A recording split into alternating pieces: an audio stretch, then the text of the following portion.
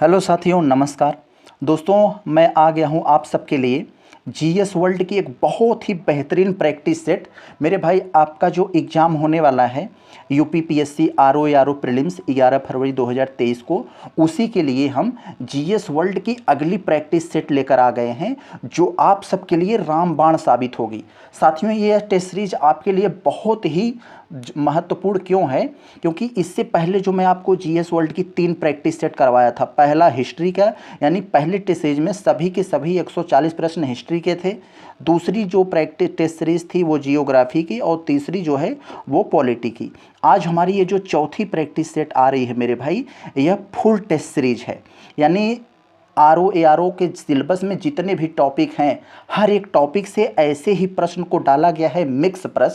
Mix प्रश्न हैं, ऐसे प्रश्न जो आयोग में कई कई बार रिपीट हुए हैं, या तो ऐसे प्रश्न हैं या तो इन्हीं रिपीटेशन के आधार पर जो नए प्रश्न बने हैं, ऐसे नए प्रश्नों को डाला गया है जिनके आने की एग्जाम में इंटरेक्ट होने की संभावना ज़्यादा से ज़्यादा है।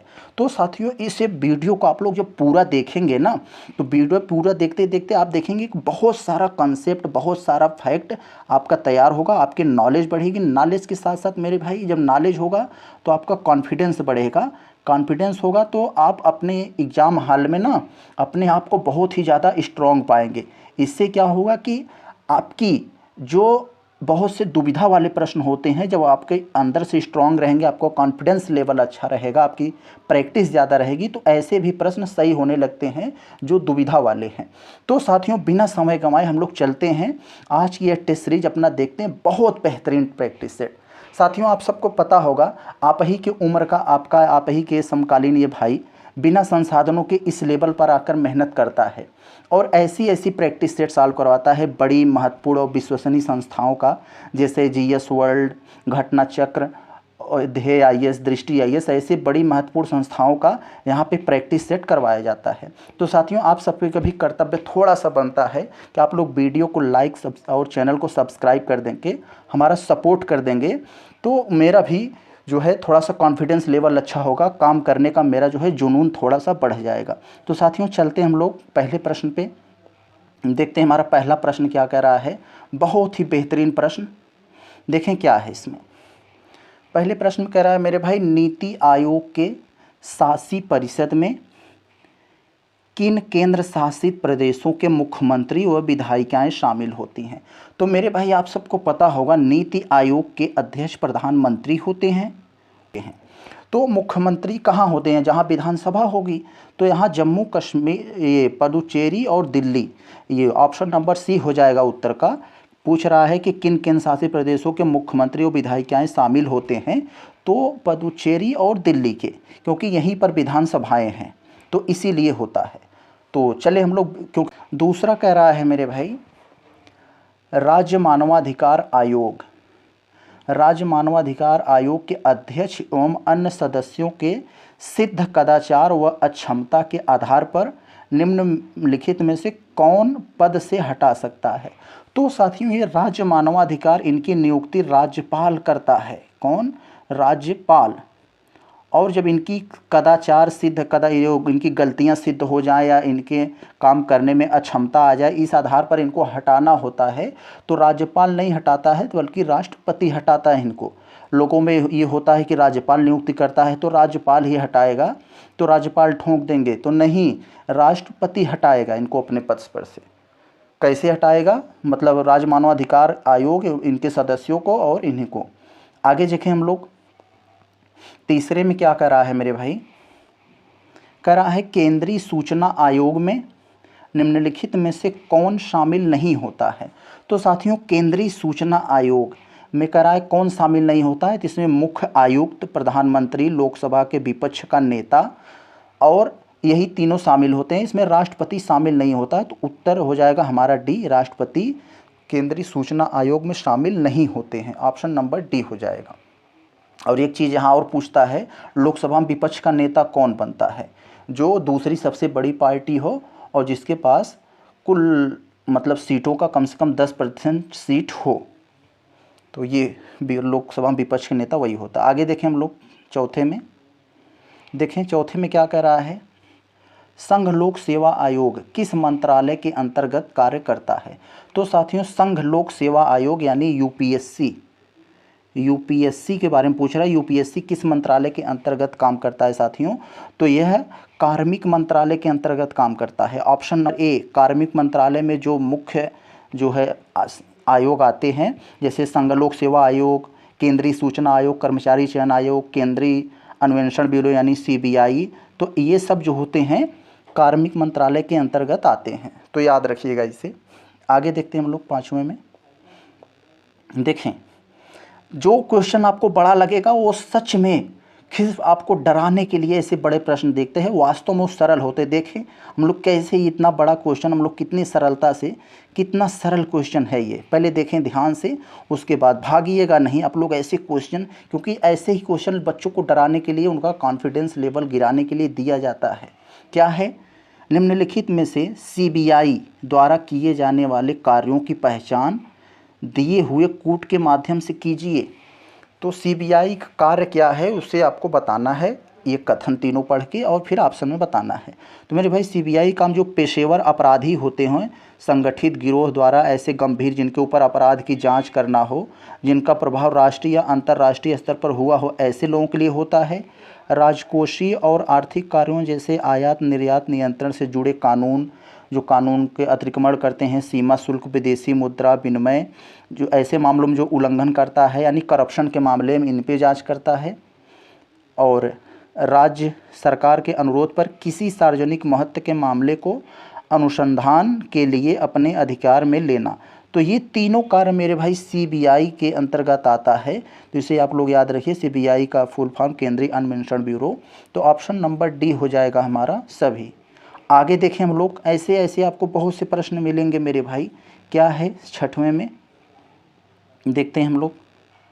देखें इसमें क्या दिया है, उसी टाइप के, ये तो एकदम सरल है। देखें क्यों सरल है ये, देखें कह रहा है कि राष्ट्रीय दल का दर्जा प्राप्त करने के लिए आवश्यक शर्तें निर्धारित की गई हैं। इस संबंध में कथनों को पढ़िए और ध्यानपूर्वक उत्तर दीजिए।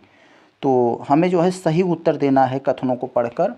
तो देखें किसी पार्टी को राष्ट्रीय दल का दर्जा कब दिया जाता है उसे हम लोग पढ़ें तो पता चल जाएगा। देखें लोकसभा में आम चुनाव अथवा राज्य विधानसभा के चुनाव में किन्हीं 4 राज्यों 4 अथवा अधिक राज्यों में कुल डाले गए जो है लीगल वोट का 6% प्राप्त हो जाए, इस तरह से उसे राष्ट्रीय पार्टी का दर्जा मिलता है। या तो ये हो गया, या तो दूसरा रास्ता क्या है, दूसरा पढ़ते हैं, किसी भी राज्य अथवा राज्यों की विधानसभा की कम से कम 4 सीटें प्राप्त की हों, या ये तो एक दूसरा ये हो गया, या लोकसभा में 2% सीटें प्राप्त हों और यह कम से कम 3 राज्यों में हासिल की गई हों। तो 3 विभिन्न राज्यों में, तो ये मेरे भाई तीनों ये सही हैं।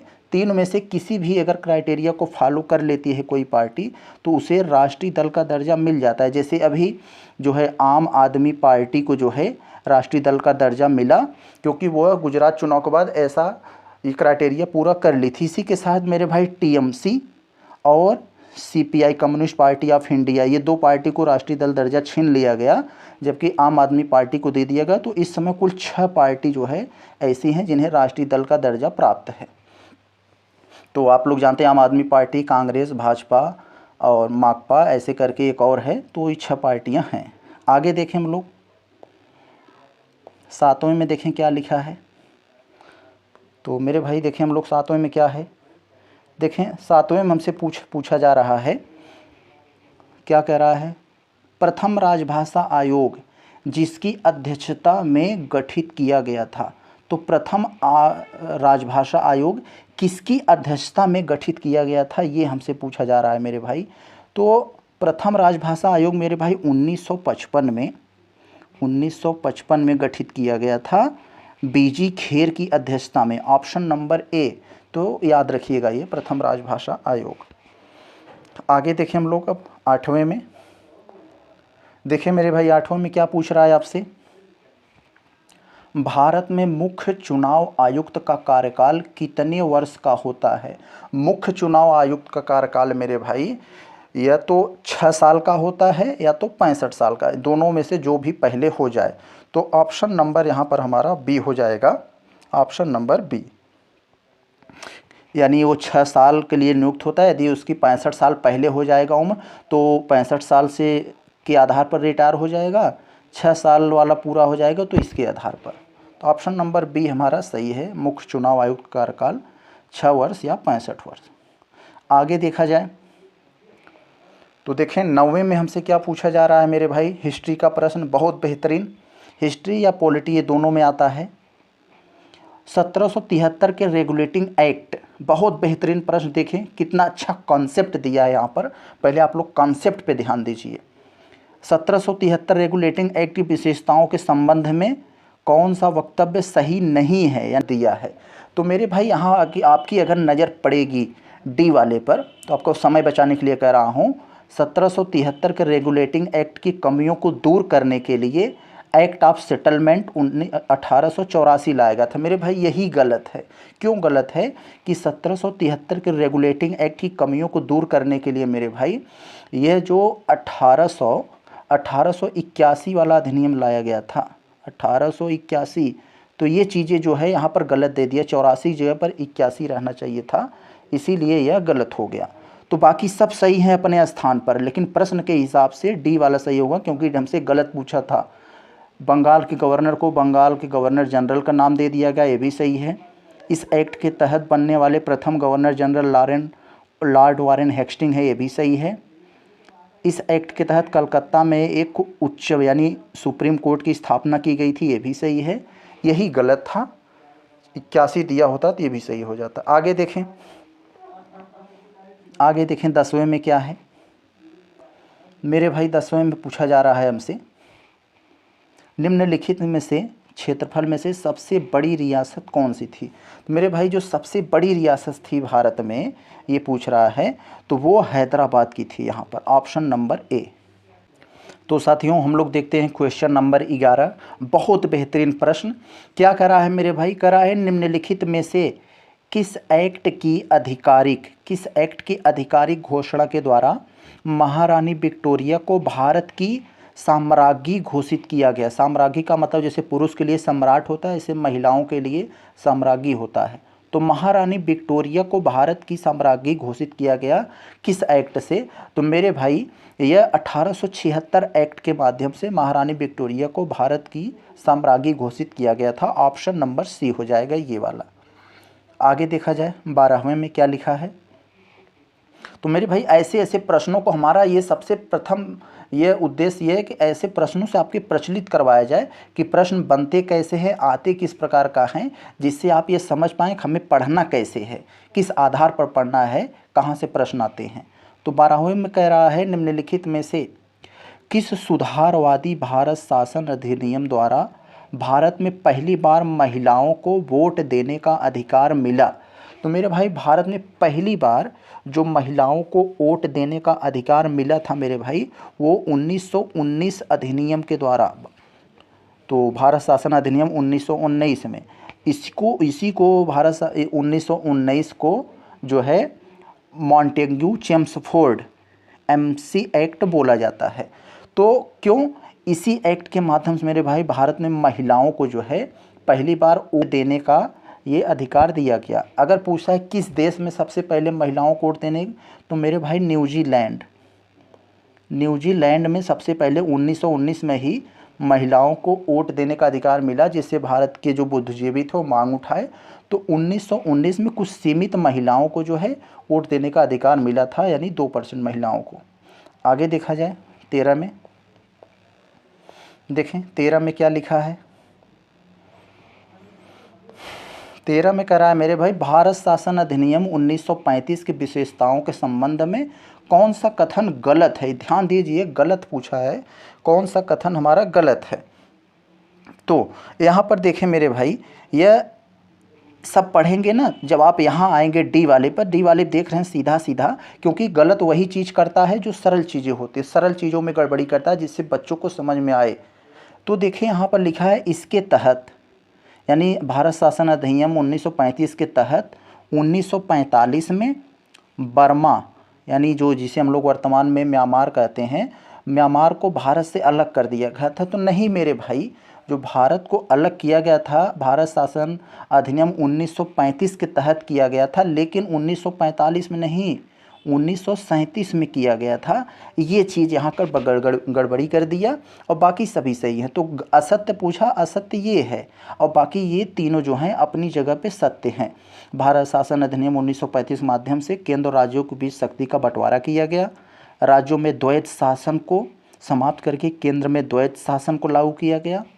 इसके तहत राज्यों के बीच की जो शक्तियों का बंटवारा 3 सूचियों में किया गया, यानी केंद्र सूची, राज्य सूची, समवर्ती सूची।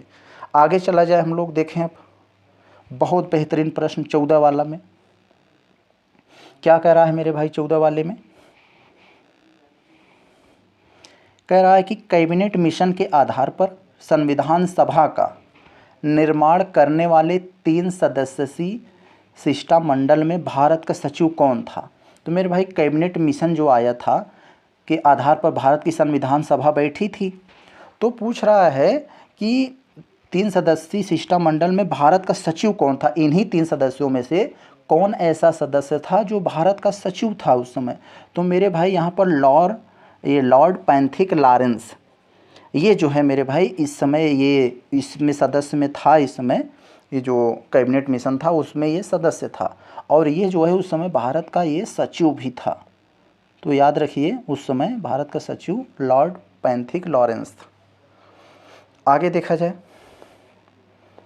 15 में क्या है, लोगों का जन्म ही राजा की आज्ञा को मानने के लिए हुआ है, यह किसका कथन है। ऐसा कौन सा व्यक्ति था, कौन सा बुद्धिजीवी वर्ग था जो कह रहा था कि लोगों का जन्म इसीलिए हुआ है कि राजा को आज्ञा मानने के लिए।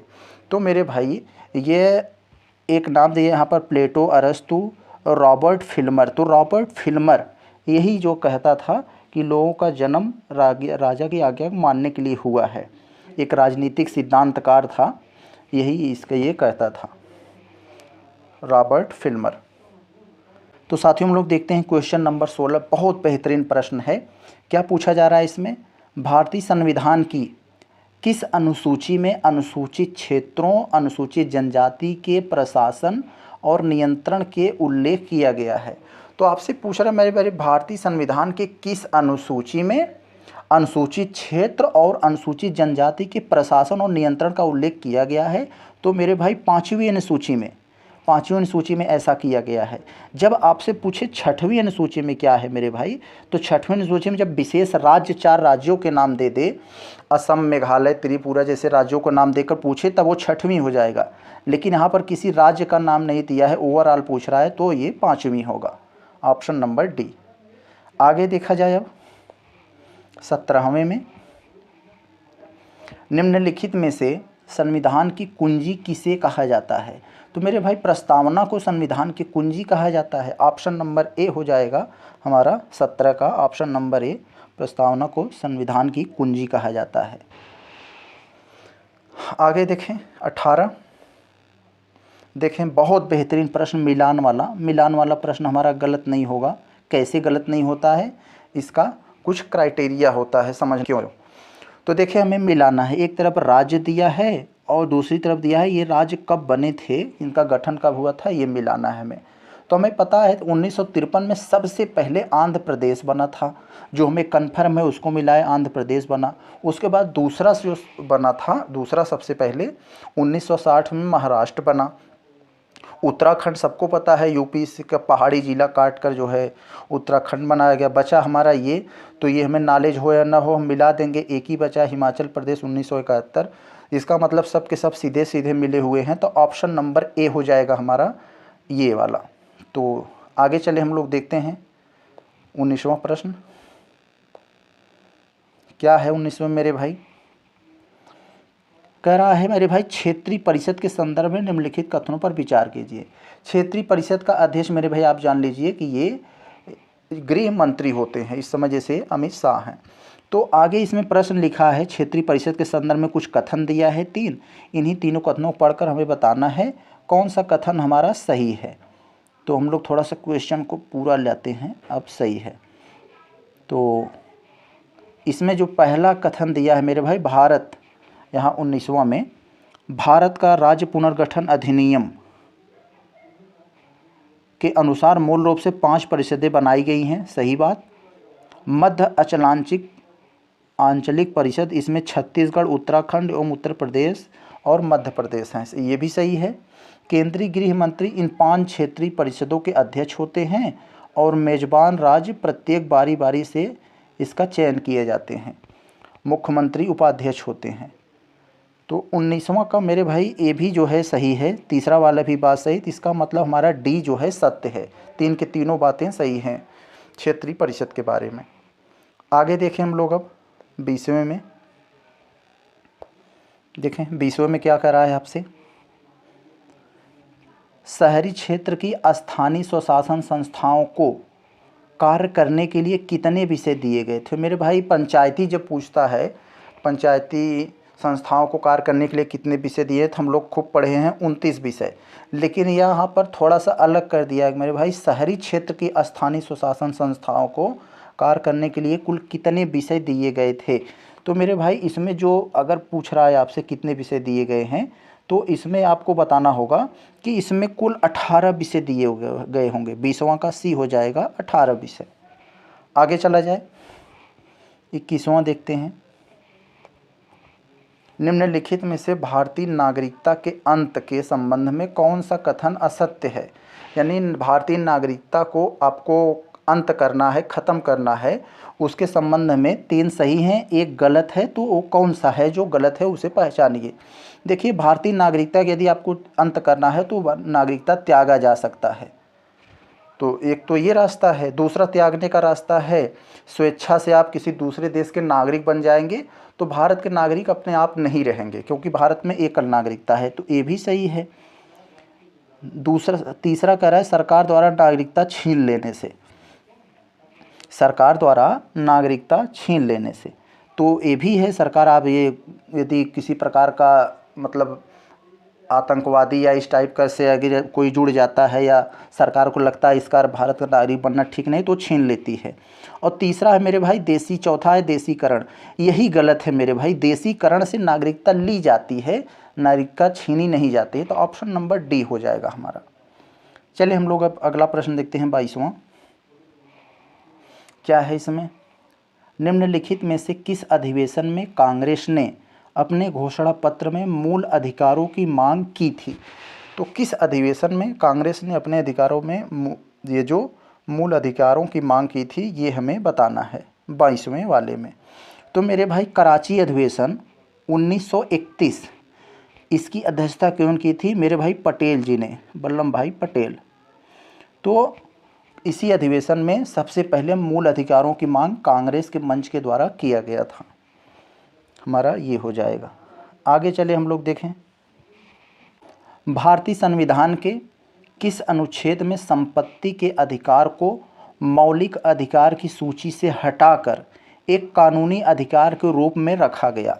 तो मेरे भाई पर है किस अनुच्छेद के तहत, तो मेरे भाई ऑप्शन नंबर सी 301 के तहत जो है 301 में संपत्ति के अधिकार को जो है हटाकर मौलिक जो है संपत्ति के अधिकार को मौलिक अधिकार सूची से हटाकर एक कानूनी अधिकार के रूप में रख दिया गया। किस अनुच्छेद में, अनुच्छेद 300A। तो ये कब हुआ था मेरे भाई, ये 44वां संविधान संशोधन में जनता पार्टी की सरकार थी उसमें। चले हम लोग अगला देखते हैं 24वें में। निम्नलिखित में से किसने कहा था कि भारत एक अर्धसंघात्मक राज्य है। तो किसने भारत को एक अर्धसंघात्मक राज्य का हवाला देकर किया था, तो केसी व्हीयर, ऑप्शन नंबर बी, इन्होंने भारत को कहा था ये भारत संघात्मक नहीं अर्धसंघात्मक राज्य है। आगे देखें 25वें में, संविधान की प्रस्तावना का विविध स्वरूप क्या है।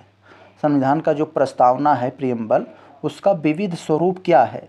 इसे लागू किया जा सकता है, इसे लागू नहीं किया जा सकता, इन परिस्थितियों में लागू, विशेष परिस्थितियों में लागू किया जा सकता है या सभी। तो कौन सा ये हमारा यहाँ सही होगा, ये इसमें पूछ रहा है। तो मेरे भाई प्रस्तावना को लागू नहीं किया जा सकता है, ऑप्शन नंबर बी ये होगा। तो याद रखिए प्रस्तावना को लागू नहीं किया जा सकता है, ये प्रस्तावना को पेश किया था पंडित जवाहरलाल नेहरू ने। इसके उद्देश्य प्रस्ताव को 42वां संविधान संशोधन के में इसमें 3 शब्द जोड़े गए थे, सपा, समाजवादी पंथ निरपेक्ष और अखंडता शब्द जोड़ा गया था इसमें। आगे चले हम लोग देखें 26वें में 42वां संविधान संशोधन द्वारा किस अनुच्छेद के माध्यम से श्रमिकों की प्रबंधन में भागीदारी सुनिश्चित की गई थी। तो 42वां संविधान संशोधन को मिनी संविधान संशोधन कहा जाता है मेरे भाई। ये 1976 में इंदिरा गांधी की सरकार में संविधान में अब तक सबसे ज़्यादा संशोधन एक ही बार में तभी हुआ था। तो इसी समय जो है ये जो ऑप्शन नंबर डी, ये जो अनुच्छेद 43A में ये जोड़ा गया था श्रमिकों की भागीदारी सुनिश्चित करने के लिए, ऑप्शन नंबर डी। आगे देखें हम लोग 27 में। देखें 27 में क्या लिखा है मेरे भाई, थोड़ा सा बड़ा प्रश्न है लेकिन सही है। 27वां में क्या लिखा है कि कुछ शब्द दिए गए हैं एक तरफ और उसके तरफ उसका विवरण है, उस शब्द का मतलब क्या है और हमें जो कथन सही है, जो मिलान जो जोड़ा सही है, उसके आधार पर हमें ऑप्शन में बताना है। तो देखें एक तरफ दिया है एरिप्पी। एरिप्पी का मतलब होता है मेरे भाई, ये चोल शासनकाल में ये शब्द प्रयोग होता था कि एरिप्पी किसे कहा था, भूमि जिसे मिलने वाला टैक्स यानी राजस्व से अलग से ग्राम जलाशय के रख रखाव के लिए निर्धारित किया जाता था, उसे एरिप्ती बोला जाता था। और यहाँ पर एक दिया है तीसरे वाले में घटिका। घटिका मंदिरों के साथ संबंध विद्यालय, उसे घटिका बोला जाता था। और ये जो तनियूर दिया है ये गलत है, ये तनियूर इससे संबंधित नहीं है। तनियूर चोल कालीन में स्थानीय प्रशासन में बड़े बड़े नगरों या उनको गठित किए जाते थे, उनको ये कहा जाता था तनियूर। तो ये हमारा ऑप्शन नंबर डी सही है, केवल 1 और 3। आगे देखें हम लोग 28 में। वह चोल राजा कौन था जिसने श्रीलंका को पूर्ण स्वतंत्रता दी और सिंघल यानी श्रीलंका राजकुमार के साथ अपनी पुत्री का विवाह कर दिया। तो ये कुछ पूछ रहा है ऐसा किसने किया, तो मेरे भाई ये कुलोतुंग फर्स्ट ने। कुलोतुंग फर्स्ट मेरे भाई ये चोल राजा था जिसने श्रीलंका को आज़ादी दी और श्रीलंका के राजकुमार से अपनी पुत्री का विवाह भी कर दिया, ये कुलोतुंग फर्स्ट, ऑप्शन नंबर ए। 29 में क्या कह रहा है मेरे भाई, 29 में आपसे कहा जा रहा है कि निम्नलिखित कथनों पर विचार करें, विचार करके बताना है कौन सा सही है। तो कौन सा सही है ये हमें बताना है मेरे भाई। तो पहला दिया है चोलों ने पांड्य तथा चेर शासकों को पराजित कर प्रायद्वीपीय भारत पर आरंभिक मध्यकालीन समय में अपना प्रभुत्व स्थापित किया, जी बिल्कुल सही। दूसरा कह रहा है कि चोलों ने दक्षिण पूर्वी एशिया के शैलेंद्र साम्राज्य के विरुद्ध सैन्य चढ़ाई की तथा कुछ क्षेत्रों, दोनों कथन सही है हमारा यहाँ पर, ऑप्शन नंबर सी हो जाएगा चोलों के संबंध में। तीसरा में देखें हम लोग क्या लिखा है मेरे भाई, देखें एक तरफ सूची दिया है कुछ मंदिर और दूसरी तरफ जो है ये कहाँ है वो दिया है, इन्हीं को हमें मिलाना है 30 वाले में। तो देखें कैसे हम लोग मिलाएंगे। देखें मीनाक्षी मंदिर कहाँ है, मीनाक्षी मंदिर कहाँ है मेरे भाई, जो पहले ऑप्शन में, तो ये तिरुमाल आंध्र प्रदेश में है, ये हो गया। वेंकटेश्वर ये क्या है यहाँ, वेंकटेश्वर मंदिर कहाँ है, मदुरई। बालाजी विश्वनाथ महाकाल मंदिर हावड़ा पंजाब। और जो है बेलूर मठ मंदिर कहाँ है, उज्जैन में। तो यहाँ 30 का जो हो जाएगा हमारा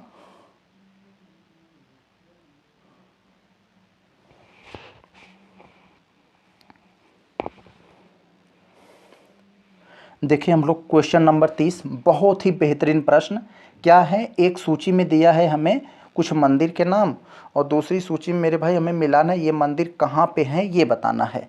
तो मेरे भाई हमें सबसे पहले जो ये बताना है कि ये जो है हम एक चीज़ जानते हैं यहाँ महाकाल मंदिर, जो सबसे जानते हो उसी को पहले मिला लें। महाकाल मंदिर कहाँ है मेरे भाई, उज्जैन में है, जी बिल्कुल ये तो उज्जैन में है। और ये बेलूर मठ मंदिर कहाँ है, बेलूर मठ हावड़ा पश्चिम बंगाल में है, यहाँ पर है।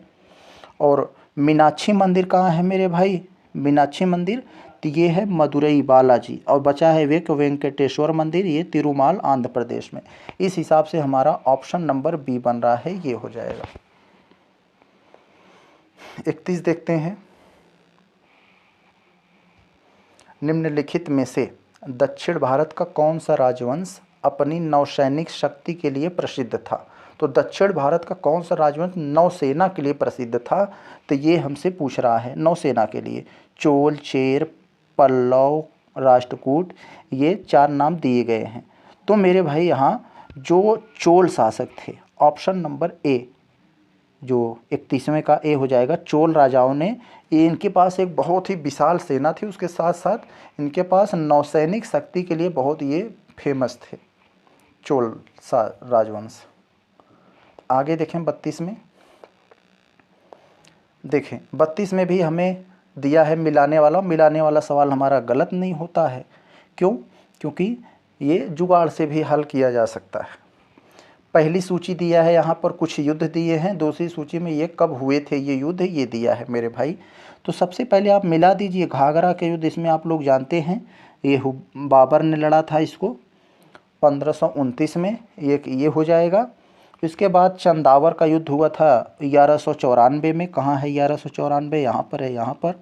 और तैमूर का युद्ध 1398 में तैमूर का आक्रमण हुआ था, तो ये यहाँ पर चलाएगा। बचा एक है तालीकोटा, 1565 हो जाएगा।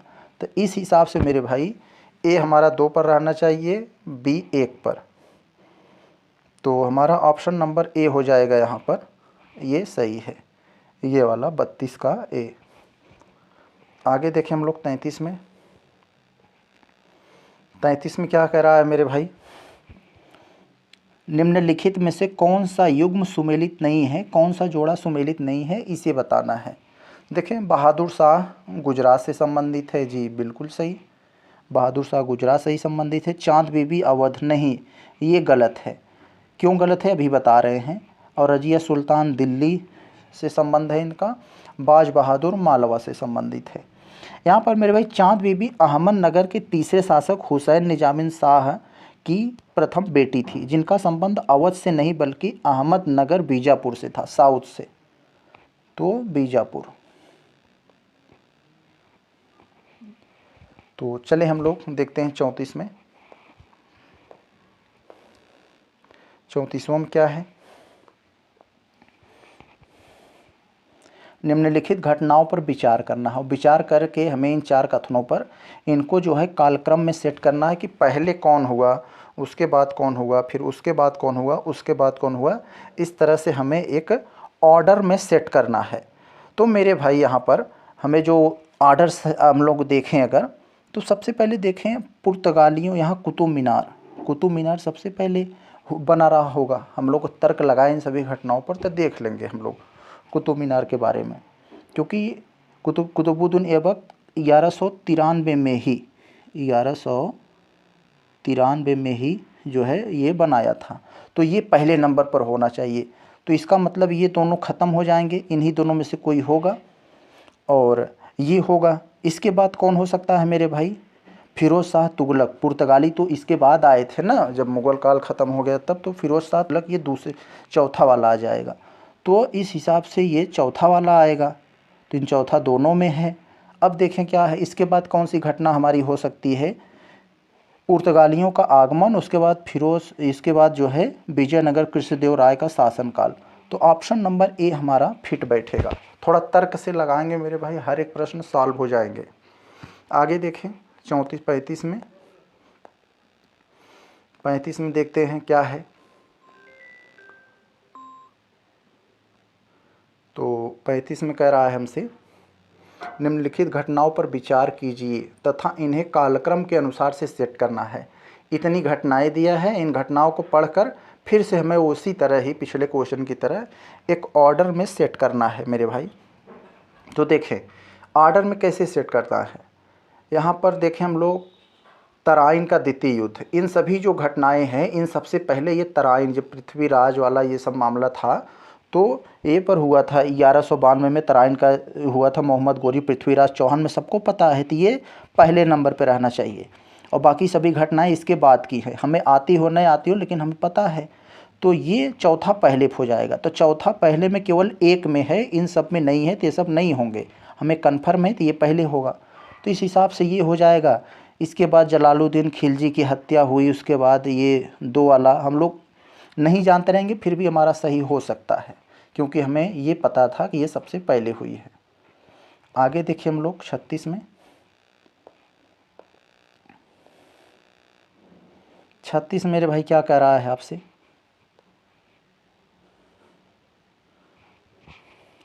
क्या कहा जा रहा है इसमें, कथनों पर विचार करना है, विचार करके हमें सही कथन को बताना है।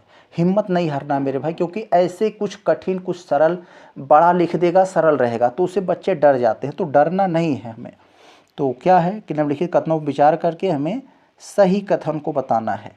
तो पहले कथन को अगर हम लोग पढ़े मेरे भाई, पहले कथन में क्या कहा जा रहा है कि हिंदू देवी देवताओं तथा मुस्लिम संतों की प्रशंसा में रचित गीतों का संग्रह जिसका नाम है किताब नौरस, इब्राहिम आदिल शाह द्वितीय द्वारा लिखा गया था। तो यस मेरे भाई, इब्राहिम आदिल शाह द्वितीय ने हिंदू देवी देवताओं मुस्लिम संतों की प्रशंसा में गीतों का एक संग्रह लिखा जिसका नाम था किताब नौरस।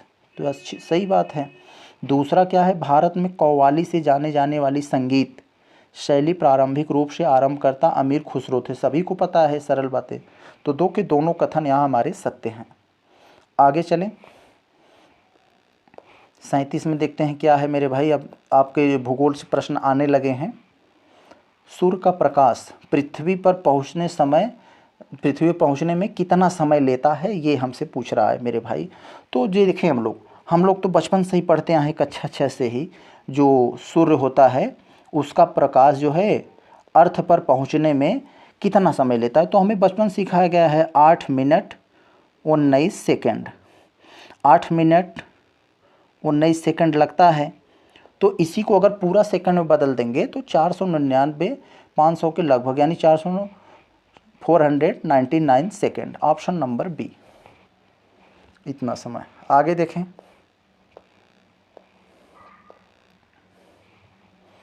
क्या है यहाँ पर मेरे भाई, ग्रहों के संदर्भ में कुछ कथन दिए गए हैं, इन्हीं कथनों पर विचार करके हमें सही उत्तर का चयन कर लेना है।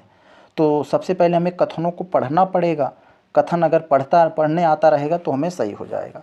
देखें क्या है इसमें मेरे भाई, बृहस्पति और अरुण की घूर्णन दिशा पूरब से पश्चिम है जबकि अन्य ग्रहों की घूर्णन दिशा पश्चिम से पूरब है। नहीं मेरे भाई, ये गलत दे दिया आपको।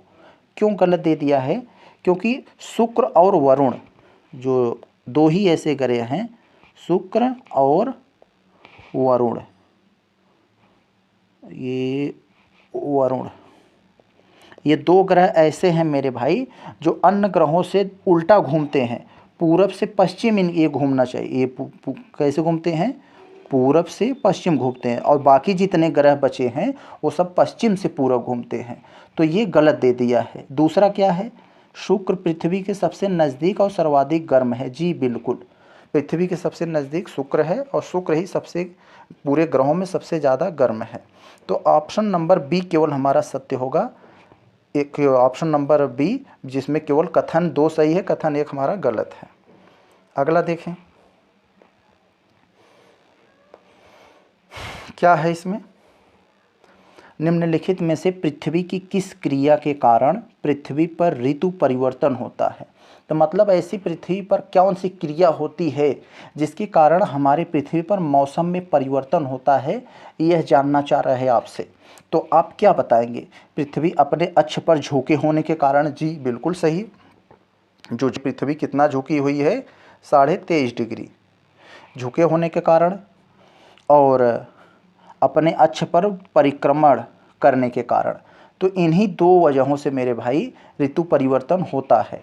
अगर आपसे पूछ ले दैनिक दिन रात कैसे होते हैं, तो पृथ्वी अपने अक्ष के परितः जो घूमती है ऐसे, तो उसके घूमने की वजह से दिन रात होते हैं। लेकिन यहाँ मौसम ऋतु परिवर्तन पूछा है तो झुका होना और अपने अक्ष पर परिक्रमण करना, यानी अपने ऐसे ऐसे कक्षा में।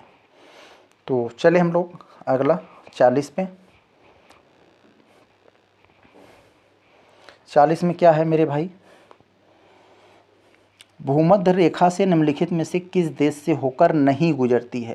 तो मेरे भाई आप लोग जब पढ़ेंगे भूमध्य रेखा किन किन देशों से होकर गुजरती है तो आपको लगेगा, अगर देखेंगे आप लोग पश्चिम से देखना शुरू करेंगे तो इक्वाडोर, कोलंबिया, ब्राज़ील, ऐसे ऐसे देशों से आप लोग देखेंगे, उसमें नाइजर आपको नहीं मिलेगा। तो ये नाइजर यहाँ गलत दिया है। तो आप लोग इन सभी दिए हुए सभी से जाती है, लेकिन नाइजर से नहीं जाती। 41 में देखें क्या है। पृथ्वी की आंतरिक संरचना के अंतर्गत भूपटल की रचना में सर्वाधिक मात्रा में पाया जाता है। तो मेरे भाई बहुत सिंपल सा प्रश्न, कई एग्जाम में ये पूछा गया है कि पृथ्वी की आंतरिक संरचना के अंतर्गत भूपटल पर यानी सरफेस में रचना में सर्वाधिक मात्रा में पाया जाने वाला कौन सा तत्व है। तो यहाँ पर ऑक्सीजन होगा मेरे भाई, सबसे ज़्यादा ऑक्सीजन पाई जाती है, ऑक्सीजन सबसे ज़्यादा, और दूसरे नंबर पर कौन, सिलिकॉन। तो अब यहाँ हमारा डी हो जाएगा उत्तर। आगे देखें हम लोग 42वें में। देखें 42वां बहुत महत्वपूर्ण जियोग्राफी के ऐसे ऐसे कंसेप्चुअल सवाल आपको मिलेंगे। तो क्या है, अवसादी सेल, अवसादी सेल के बारे में पूछ रहा है मेरे भाई। अवसादी सेल के बारे में कुछ कथन दिया है आपको, 2 ठो कथन, और इन कथनों को पढ़कर हमें असत्य विकल्प को चुनना है, कौन सा विकल्प हमारा गलत है, ये चीज़ ध्यान रखिए। असत्य पूछ रहा है। तो अवसादी सेल कठोर एवं जीवाश्म रहित होते हैं। नहीं मेरे भाई ये गलत है। जो आग्नेय सेल होती हैं वो जीवाश्म उसमें नहीं पाए जाते हैं, रहित मतलब नहीं। तो जीवाश्म अवसादी सेलों में पाए जाते हैं, ये परतदार होती हैं। तो ये तो गलत हो गया। तो एक हमारा जो गलत पूछ भी रहा है। और दूसरा कह रहा है कि अवसादी सेलों में लौह अयस्क, फास्फेट, कोयला, सीमेंट बनाने की चट्टानें पाई जाती हैं। तो ये क्या हो सकता है, ये पाई जाती हैं। तो यस मेरे भाई ये तो सही है, पाई जाती हैं। तो हमें गलत पूछा है, तो गलत केवल एक है, तो ऑप्शन नंबर ए हमारा गलत है, ये गलत पूछा है हमसे। 43 देखें। ज्वालामुखी विस्फोट से निकलने वाली गैसों में सबसे अधिक मात्रा में कौन सी पाई जाती है। तो इन 4 नाम दिया है। जब ज्वालामुखी विस्फोट होता है तो सबसे ज़्यादा कौन से जो है पाई जाती है पदार्थ, उसके बारे में। तो मेरे भाई सबसे ज़्यादा जलवाष्प पाई जाती है, ऑप्शन नंबर ए। सिंपल सी बात, पढ़े होंगे आप लोग, सबसे ज़्यादा जलवाष्प पाई जाती है। 43वें में हो गया ये हमारा। तो इससे अलावा और भी गैस निकलते हैं, नाइट्रोजन एवं सल्फर के डाइऑक्साइड, कार्बन डाइऑक्साइड, ऐसी निकलती हैं, लेकिन सबसे ज़्यादा जलवाष्प ही है। 44 में, निम्नलिखित में से किस महाद्वीप के तट पर सबसे अधिक सक्रिय ज्वालामुखी स्थित हैं। तो किस महाद्वीप, वो उस महाद्वीप का नाम बताओ जिसके तट पर सबसे अधिक मात्रा में सक्रिय ज्वालामुखी स्थित हैं, उसका हमें नाम बताना है। तो यहाँ पर कुछ नाम आपको अमेरिका, एशिया, यूरोप और एशिया दोनों, अमेरिका एशिया दोनों दे दिया है। तो मेरे भाई अमेरिका और एशिया दोनों के तटों पर जो है अधिकतम मात्रा में सक्रिय ज्वालामुखी स्थित हैं। तो 44वां का हमारा डी हो जाएगा, ये वाला। तो हम 45 वाला आगे देखते हैं। हम मैचिंग का प्रश्न है। 45 में क्या पूछ रहा है, एक तरफ आपको ज्वालामुखी दिया है, ज्वालामुखी के नाम, और दूसरी तरफ कह रहा है कि कौन सी ज्वालामुखी किस देश में पाई जाती है, इसे बताना है हमें। तो हमें मेरे भाई एक चीज़ कन्फर्म है, भारत में जो सबसे एक सक्रिय ज्वालामुखी है बैरन द्वीप अंडमान निकोबार में है, ये तो हमें पता लग गया। बैरन द्वीप कहाँ है, अंडमान निकोबार में। स्ट्राम्बोली इटली में है, ये भी हमें पता चल गया। स्ट्राम्बोली कहाँ है, इटली में। अब हम देखें 2 से हमारा काम बन रहा है, B1 पे होना चाहिए, D4 पे, B1 D4। तो ऑप्शन नंबर बी यहाँ पर हमारा फिट बैठ रहा है, यही होगा। और ए आ जाएगा यहाँ पर दूसरे पर, माउना लाओ अमेरिका पर यहाँ आ जाएगा, और सी आ जाएगा हमारा माउंट सुमेरु इंडोनेशिया में। तो 45वें का हमारा बी हो जाएगा उत्तर। आगे चलें हम लोग देखें। इस तरह से आप लोग भी कर सकते हैं, नहीं आता रहेगा फिर भी ऐसे कर लेंगे। देखें भूकंपी तरंगों के संदर्भ में कुछ कथन दिया गया है मेरे भाई। इन्हीं कथनों की सहायता से हमें सही उत्तर दे देना है, इन्हीं कथनों को पढ़कर। सिंपल सा प्रश्न है, तो हम लोग पहले कथन को पढ़ें, उसके आधार पर अपना उत्तर देना है। तो देखें, एस तरंगों की गति सबसे तीव्र होती, नहीं मेरे भाई गलत, पी तरंगों की गति सबसे तेज होती है। तो ये तो गलत हो गया है एक। तो एक हमारा जिस ऑप्शन में होगा वो ऑप्शन ही गलत हो जाएगा। ये इसमें एक है, इसमें एक है, इसमें एक है, गलत। तो इसका मतलब हमारा केवल 3 सही है, ऑप्शन नंबर 3 सही है। तो हमारा उत्तर 1 सही हो जाएगा। तो इस हिसाब से हम देखो कितने हमें झंझटें नहीं हुआ रच को, थोड़ी सी समय में हम लोग इतने बड़े क्वेश्चन को हल कर लिया। क्यों? क्योंकि एलिमिनेशन मेथड लगा के। और आप लोग जानते ही हैं ये सब क्यों गलत हुए। तो एस तरंगे ध्वनि तरंगों के समान होती है, नहीं भाई ये प्रकाश तरंगों के समान होती हैं। और पी वाला तो हमारा सही है, पी तरंगे अनुदैर्ध्य तरंगे कहा जाता है। पी तरंगे केवल ठोस माध्यम में गमन कर सकती हैं, नहीं, ये भी गलत है। तो इस हिसाब से हमारा ऑप्शन नंबर ए सही हुआ 46 का। आगे देखा जाए 47 में, देखें, निम्नलिखित में से कौन अवशिष्ट पर्वत का उदाहरण नहीं है। अवशिष्ट पर्वत का मेरे भाई ये होता है कि जो अपर्दन के कारण अपर्दन हुआ और अपर्दन कारण जो बचे हैं तो उन्हें अवशिष्ट पर्वत, अवशिष्ट बोला जाता है। तो अवशिष्ट पर्वत का उदाहरण कौन सा नहीं है ये हमें बताना है यहाँ पर। तो मेरे भाई यहाँ पर जो ब्लैक फॉरेस्ट है ये अवशिष्ट पर्वत का उदाहरण नहीं है। अब बाकी यहाँ जो विंध्याचल, राजमहल पहाड़ियाँ, नीलगिरी पहाड़ियाँ, ये सब जो हुए अवशिष्ट पर्वत के उदाहरण हैं। अवशिष्ट पर्वत का निर्माण हमें पता है चट्टानों के अपर्दन के परिणाम स्वरूप होता है। तो ये सब हैं, ब्लैक फॉरेस्ट नहीं है। 48 में देखते हैं हम लोग, देखें क्या है मेरे भाई। 48 में एक तरफ कुछ पर्वत श्रेणियों के नाम दिया है और दूसरी तरफ इनके सर्वोच्च बिंदु दिया है। सर्वोच्च चोटी, सर्वोच्च बिंदु कौन कौन से हैं इसके हमें आधार पर हमें मैच करवाना है जो है। तो मेरे भाई देखें, रॉकी पर्वत हम लोग सबसे ज़्यादा सुने होंगे, ये अमेरिका में है। तो माउंट एल्बर्ट इसका सबसे ऊंची चोटी है। कहाँ है माउंट एल्बर्ट? यहाँ पर बैठा है, इसको मिला दीजिए। पश्चिमी घाट मेरे भाई, पश्चिमी घाट की जो सबसे ऊंची चोटी है ये अनाईमुडी है, इसको मिला दीजिए।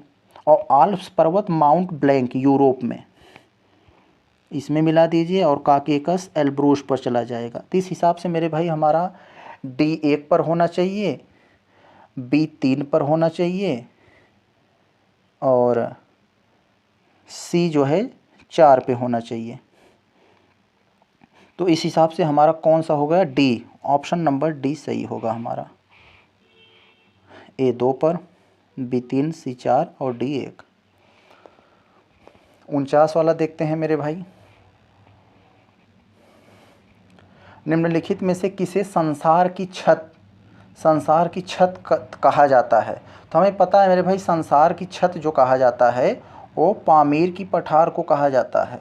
पामीर पठार को, देखो इनमें पामीर का पठार है?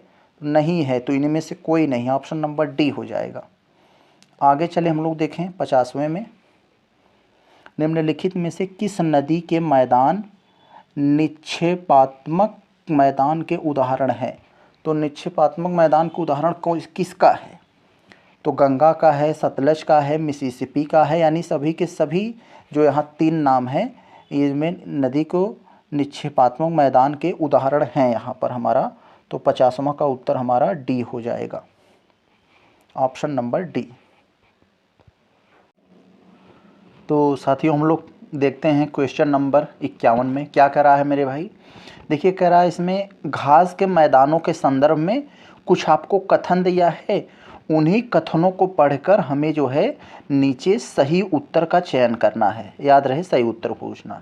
तो पहला कथन दिया है मेरे भाई, उष्णकटिबंधीय घास के मैदान भूमध्य रेखीय प्रदेशों के उत्तर और दक्षिण में लगभग 10 डिग्री अक्षांश से 25 डिग्री अक्षांशों के मध्य पाए जाते हैं। बिल्कुल सही बात मेरे भाई, क्योंकि यहाँ उष्णकटिबंधीय घास के मैदान जो होते हैं भूमध्य रेखा के नज़दीक पाए जाते हैं, यानी गर्म क्षेत्र में। ये तो सही है। दूसरा क्या कह रहा है कि शीतोष्ण कटिबंधीय घास के मैदान लगभग 30 से 45 डिग्री अक्षांशों के बीच पाए जाते हैं, बिल्कुल सही, यानी थोड़ा सा ठंडे प्रदेश क्षेत्रों में पाए जाते हैं ये।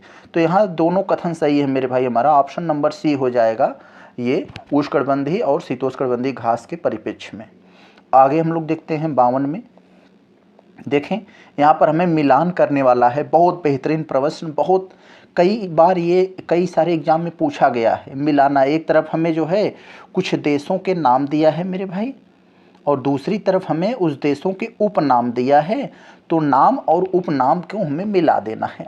तो देखें जो भूटान है मेरे भाई, भूटान को जो है लैंड ऑफ थंडर बोल्ट कहा जाता है, इसको हम मिला देते हैं, सीधा सीधा ये मिल जाएगा भूटान को। और म्यांमार को क्या कहा जाता है? स्वर्ण पैगोडा का देश, म्यांमार को स्वर्ण पैगोडा का देश कहा जाता है।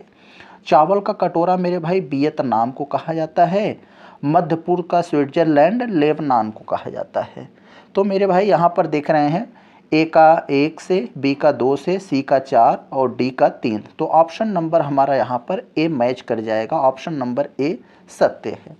आगे देखें 53 में क्या कर रहा है मेरे भाई, देखें बहुत बेहतरीन प्रश्न। काकेकस और यूराल पर्वत अलग करते हैं मेरे भाई, काकेकस पर्वत और यूराल पर्वत मेरे भाई ये यूरोप और एशिया को अलग करते हैं। यूरोप और एशिया को कोई जो है जल अलग नहीं करता है, कोई जलीय क्षेत्र नहीं अलग करता है, बल्कि ये काकेकस और यूराल पर्वत हैं, यही अलग करता है। तो यहाँ पर मेरे भाई एशिया और यूरोप महाद्वीप से हो जाएगा, ये याद रखिएगा आप लोग। आगे देखें हम लोग 54 में। देखें 54 में एक बेहतरीन प्रश्न, क्या कह रहा है, निम्नलिखित में से किस देश को विश्व का अन्न भंडार या रोटी की डलिया कहा जाता है? किस देश को विश्व का अन्न भंडार या रोटी की डलिया कहा जाता है? वो है मेरे भाई ये प्यारा सा यूक्रेन, ऑप्शन नंबर ए, जिस पर इसमें तो रूस हमला किया हुआ है।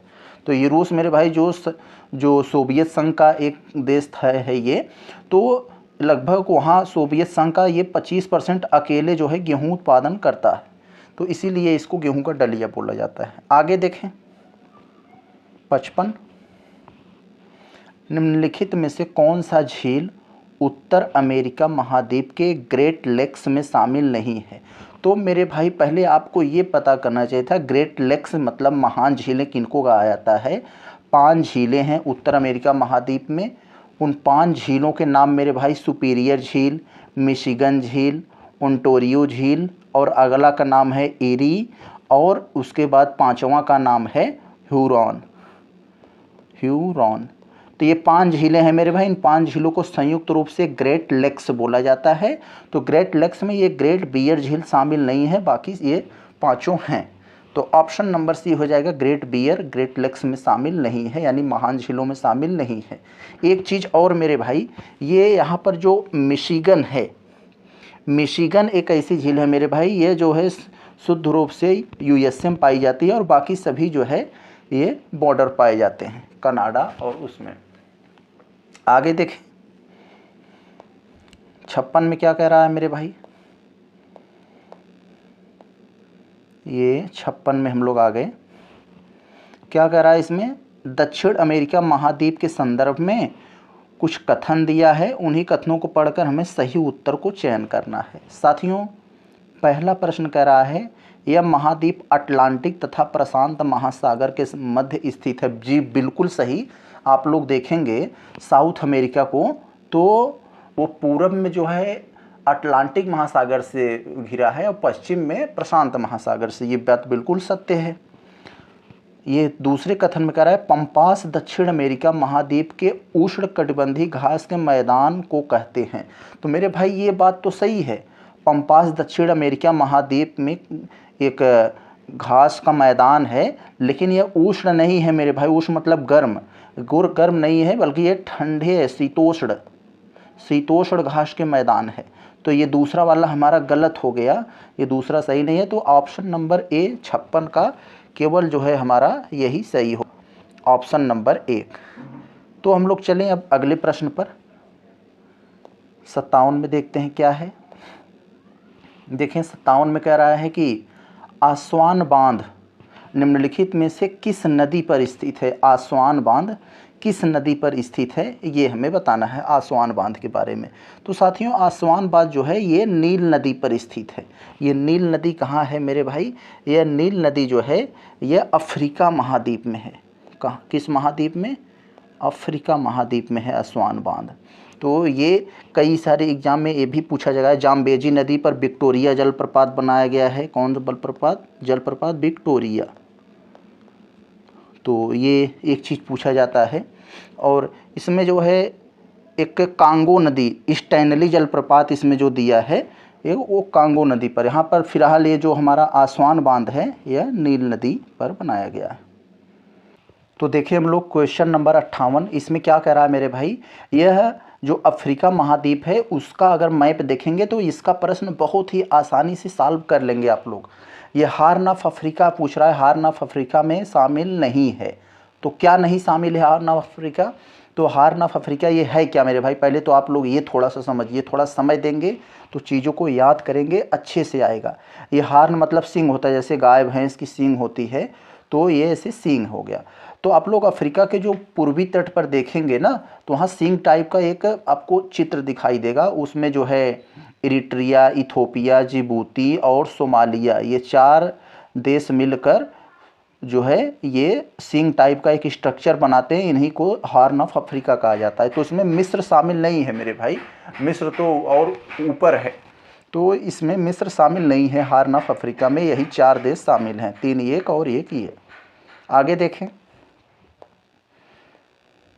देखें क्या है इसमें 59 में जेकारू का संबंध निम्नलिखित में से किससे है? तो मेरे भाई जेकारू एक ऐसा शब्द है जो ऑस्ट्रेलिया में भेड़ पालने वाले, जो भेड़ पालन केंद्रों पर काम करने वाले मजदूर होते हैं उनके लिए ये प्रयोग किया जाता है जेकारू। ऑप्शन नंबर डी हो जाएगा जेकारू। वहाँ पर बहुत बड़े मात्रा में भेड़ पाले जाते हैं। आगे देखें हम लोग 60 में, देखें इसमें क्या कह रहा है? विश्व के प्रमुख वनस्पति क्षेत्रों और उनसे संबंधित वनस्पतियों के संदर्भ में कौन सा कथन सही जोड़ा बनाता है, उसे हमें बताना है। जो सही जोड़ा बना रहा है उसी को बताना है। तो 3 गलत हैं इसमें, ये दिए हुए कथनों में 3 गलत हैं, एक सही है। उसी सही को हमें बताना है। वो वनस्पति क्षेत्र और वनस्पतियाँ, कौन सी वनस्पतियाँ किस क्षेत्र में पाई जाती हैं, इसी को हमें बताना है।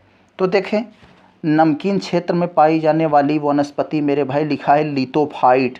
लिथोफाइट मेरे भाई यह है पथरीली ज़मीन पर जो पाई जाती हैं, कठोर चट्टानों पर, उनके लिए होता है।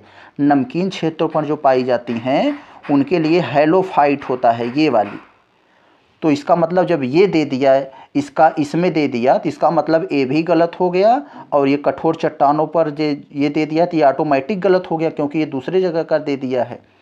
बी वाई शीतोष्णकटिबंधीय क्षेत्र की वनस्पति जो है मेसोफाइट कहा जाता है। जी ये सही है, शीतोष्णकटिबंधीय क्षेत्र की जो वनस्पति होती हैं वो मेसोफाइट वनस्पति होती हैं। तो ये सही है, ये भी गलत है। उष्णकटिबंधीय क्षेत्र उष्णकटिबंधीय मरुस्थलीय क्षेत्र की वनस्पति को इसमें लिखा है क्रायोफाइट। जी मेरे भाई नहीं, क्रायोफाइट इनको नहीं कहा जाता है, इनको जीरोफाइट कहा जाता है। क्या? जीरोफाइट। तो याद रखिएगा।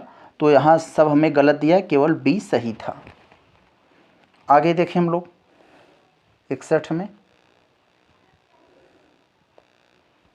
क्या कह रहा है यहाँ? निम्नलिखित में से कौन एशिया में स्थलबद्ध देश है? तो एशिया में कुछ 4 नाम दिए गए हैं आपको, 4 देशों के नाम। कौन सा स्थलबद्ध देश है इसी को हमें बता देना है। तो मेरे भाई स्थलबद्ध देश क्या होते हैं? जहाँ कोई तटीय, मतलब वो किसी जलीय जल तट से नहीं लगती हो, वह वहाँ पर जैसे समुद्र, सागर इत्यादि तटों से नहीं लगा हो। तो म्यांमार भी तटीय देश है, मालदीव भी है, इसमें कोई दिक्कत नहीं, ब्रुनेई भी है। ये लाओस मेरे भाई तटीय नहीं है। तो स्थलबद्ध देश है, यानी वो स्थलबद्ध देश लाओस है, ये तटीय नहीं है, स्थलबद्ध है। तो 61वां का हमारा ये हो जाएगा डी। आगे देखें 62 में, देखें इसमें क्या कह रहा है। निम्नलिखित कथनों पर हमें विचार करना है, विचार करके हमें सही उत्तर को चुनना है। तो सही उत्तर बताना है मेरे भाई, पहले हमें कथनों को पढ़ ले तो हम उत्तर दे लेंगे आराम से सही उत्तर। तो पहला लिखा है कार्बन डाइऑक्साइड गैस एवं जलवाष्प मुख्यतः सूर्य के किरणों के लिए विकिरण और पृथ्वी से परावर्तित होने वाली किरणों के लिए अपारगम्य होती हैं। तो मेरे भाई ये जो लिखा है यहाँ बिल्कुल सही बात कह रहा है। कार्बन डाइऑक्साइड गैस एवं जलवाष्प सूर्य की किरणों के लिए पृथ्वी से परावर्तित होने वाली किरणों के लिए अपारगम्य होती हैं, इसीलिए ग्रीन हाउस गैस ये कार्बन डाइऑक्साइड इसी गुण के कारण ये ग्रीन हाउस गैस होती है कार्बन डाइऑक्साइड, क्योंकि जाने नहीं देती है, रोक लेती है। दूसरा, कार्बन डाइऑक्साइड पृथ्वी पर ग्रीन हाउस गैस के लिए जिम्मेदार है। जी मैंने यही पहले बताया, तो ये भी बात सही है, यानी इसका दोनों के दोनों कथन सत्य हैं। ये इसके बारे में देखें हम लोग आगे। अब 63 में क्या कह रहा है, निम्नलिखित में से कौन सा कथन असत्य है, गलत कौन सा कथन है मेरे भाई, इसी को हमें बता देना है। 3 सही हैं, 1 गलत है, गलत को बताना है इन चारों में से। अगर हम लोग पहला पढ़ें तो जेट स्ट्रीम क्षोभ मंडल में प्रवाहित होता है। तो यस मेरे भाई, जितनी मौसमी घटनाएं होती हैं, बादल बनना, कोहरा, जेट स्ट्रीम, ये सब क्षोभ मंडल यानी जो वायुमंडल हमारे जो है हम जिस ये होता है उसमें जो सबसे नज़दीकी मंडल है, तो ये सही है। बी वाले में लिखा है ओजोन मंडल क्षोभ मंडल का भाग है। नहीं मेरे भाई, यही गलत है। ऑप्शन नंबर बी हमारा उत्तर हो जाएगा, यही गलत है, क्योंकि क्षोभ मंडल ओजोन मंडल जो है ये समताप मंडल में पाया जाता है, क्षोभ मंडल में नहीं, समताप मंडल में। तो ये चीज़ याद रखिएगा, जो हवाई जहाज़ लोग उड़ाते हैं तो क्षोभ मंडल में नहीं, समताप मंडल में उड़ाना पसंद करते हैं, क्योंकि वहाँ पर ये मौसमी घटनाएं नहीं होती हैं। और बाकी ये गलत हो गया तो सब सही हैं अपने जगह पर। आयन मंडल में विद्युत आवेशित कणों की अधिकता होती है, समताप मंडल अत्यंत शुष्क मंडल होता है। ये सब अपनी जगह पे सही हैं, लेकिन हमें असत्य पूछा है तो असत्य बी है। क्यों गलत था, क्योंकि क्षोभ मंडल की समताप मंडल जगह क्षोभ मंडल लिख दिया है। आगे देखें 64 में, बादलों की सतह से कुल सौर विकिरण का लगभग कितना प्रतिशत भाग परावर्तित हो जाता है। मेरे भाई, जब सोलर रेडिएशन आता है, सोलर रेडिएशन जब आता है हमारे पृथ्वी पर, तो बादल जो होते हैं मेरे भाई 27% सोलर रेडिएशन, जैसे 100% वहाँ सूर्य ने भेजा अपना सोलर रेडिएशन, तो 27% सोलर रेडिएशन ये बादल जो होते हैं ना, यहाँ लिखा है बादल 27% जो है परावर्तित कर देते हैं, लौटा देते हैं। तो ये है। और पृथ्वी पर जो और तमाम वजहों से वायुमंडल जो है 14% रोक लेता है। पृथ्वी पर जो पहुंचता है जो सोलर रेडिएशन वो 51% पहुंचता है, ये याद रखिए आप लोग। तो बाकी यहाँ हमें बादल पूछा है तो बादल 27% परावर्तित करते हैं। आगे देखें 65 में क्या कह रहा है इसमें, हिंदी भाषी प्रांतों में प्रतिभावना व आकांक्षी युवक युवतियों को नाट्य कला में प्रशिक्षण, युवक युवतियों लिखना चाहिए था, यहाँ युवतियों लिख दिया है। तो युवक युवतियों को नाट्य कला में प्रशिक्षण देने के उद्देश्य से भारतेंदु नाट्य एकेडमी की स्थापना उत्तर प्रदेश में कब की गई। तो मेरे भाई, हिंदी प्रांतों में प्रतिभावना व आकांक्षी युवक युवतियों को नाट्य कला में मतलब आगे बढ़ाने के लिए 1975 में भारतेंदु नाट्य एकेडमी की स्थापना की गई। किसकी? भारतेंदु नाट्य एकेडमी की। ये कहाँ है मेरे भाई भारतेंदु नाट्य एकेडमी? ये लखनऊ में है, लखनऊ में। तो याद रखिएगा इसे, 1975। आगे देखें 66 में,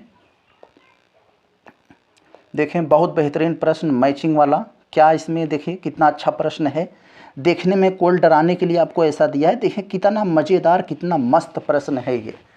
एक तरफ हमें सूची दिया है उत्तर प्रदेश से संबंधित, उत्तर प्रदेश का राजकीय पुष्प, राजकीय वृक्ष, राजकीय पंछी ये दिया है, और क्या है दूसरी तरफ वो सूची में दिया है, उसमें हमें मिला देना है। तो मेरे भाई हमें पता है उत्तर प्रदेश का राजकीय पुष्प जो है वो टेंसू है, ये हम हो गया। और ये और राजकीय वृक्ष क्या है? अशोक है उत्तर प्रदेश का, ये हो गया। राजकीय पंछी क्या है मेरे भाई? राजकीय पंछी जो है ये क्रॉन्च है, और राजकीय पशु बारहसिंघा है। तो इस हिसाब से मेरे भाई हमारा जो उत्तर यहाँ पर बन रहा है कौन सा बनेगा? देखें, ए जो है 1 में होना चाहिए, बी जो है 4 पे होना चाहिए। तो ये कहाँ से हो रहा है हमारा? ये ए में बन रहा है। ऑप्शन नंबर ए में 66 का हमारा ए हो जाएगा ये उत्तर। आगे हम लोग देखें अब 67 में क्या है भाइयों?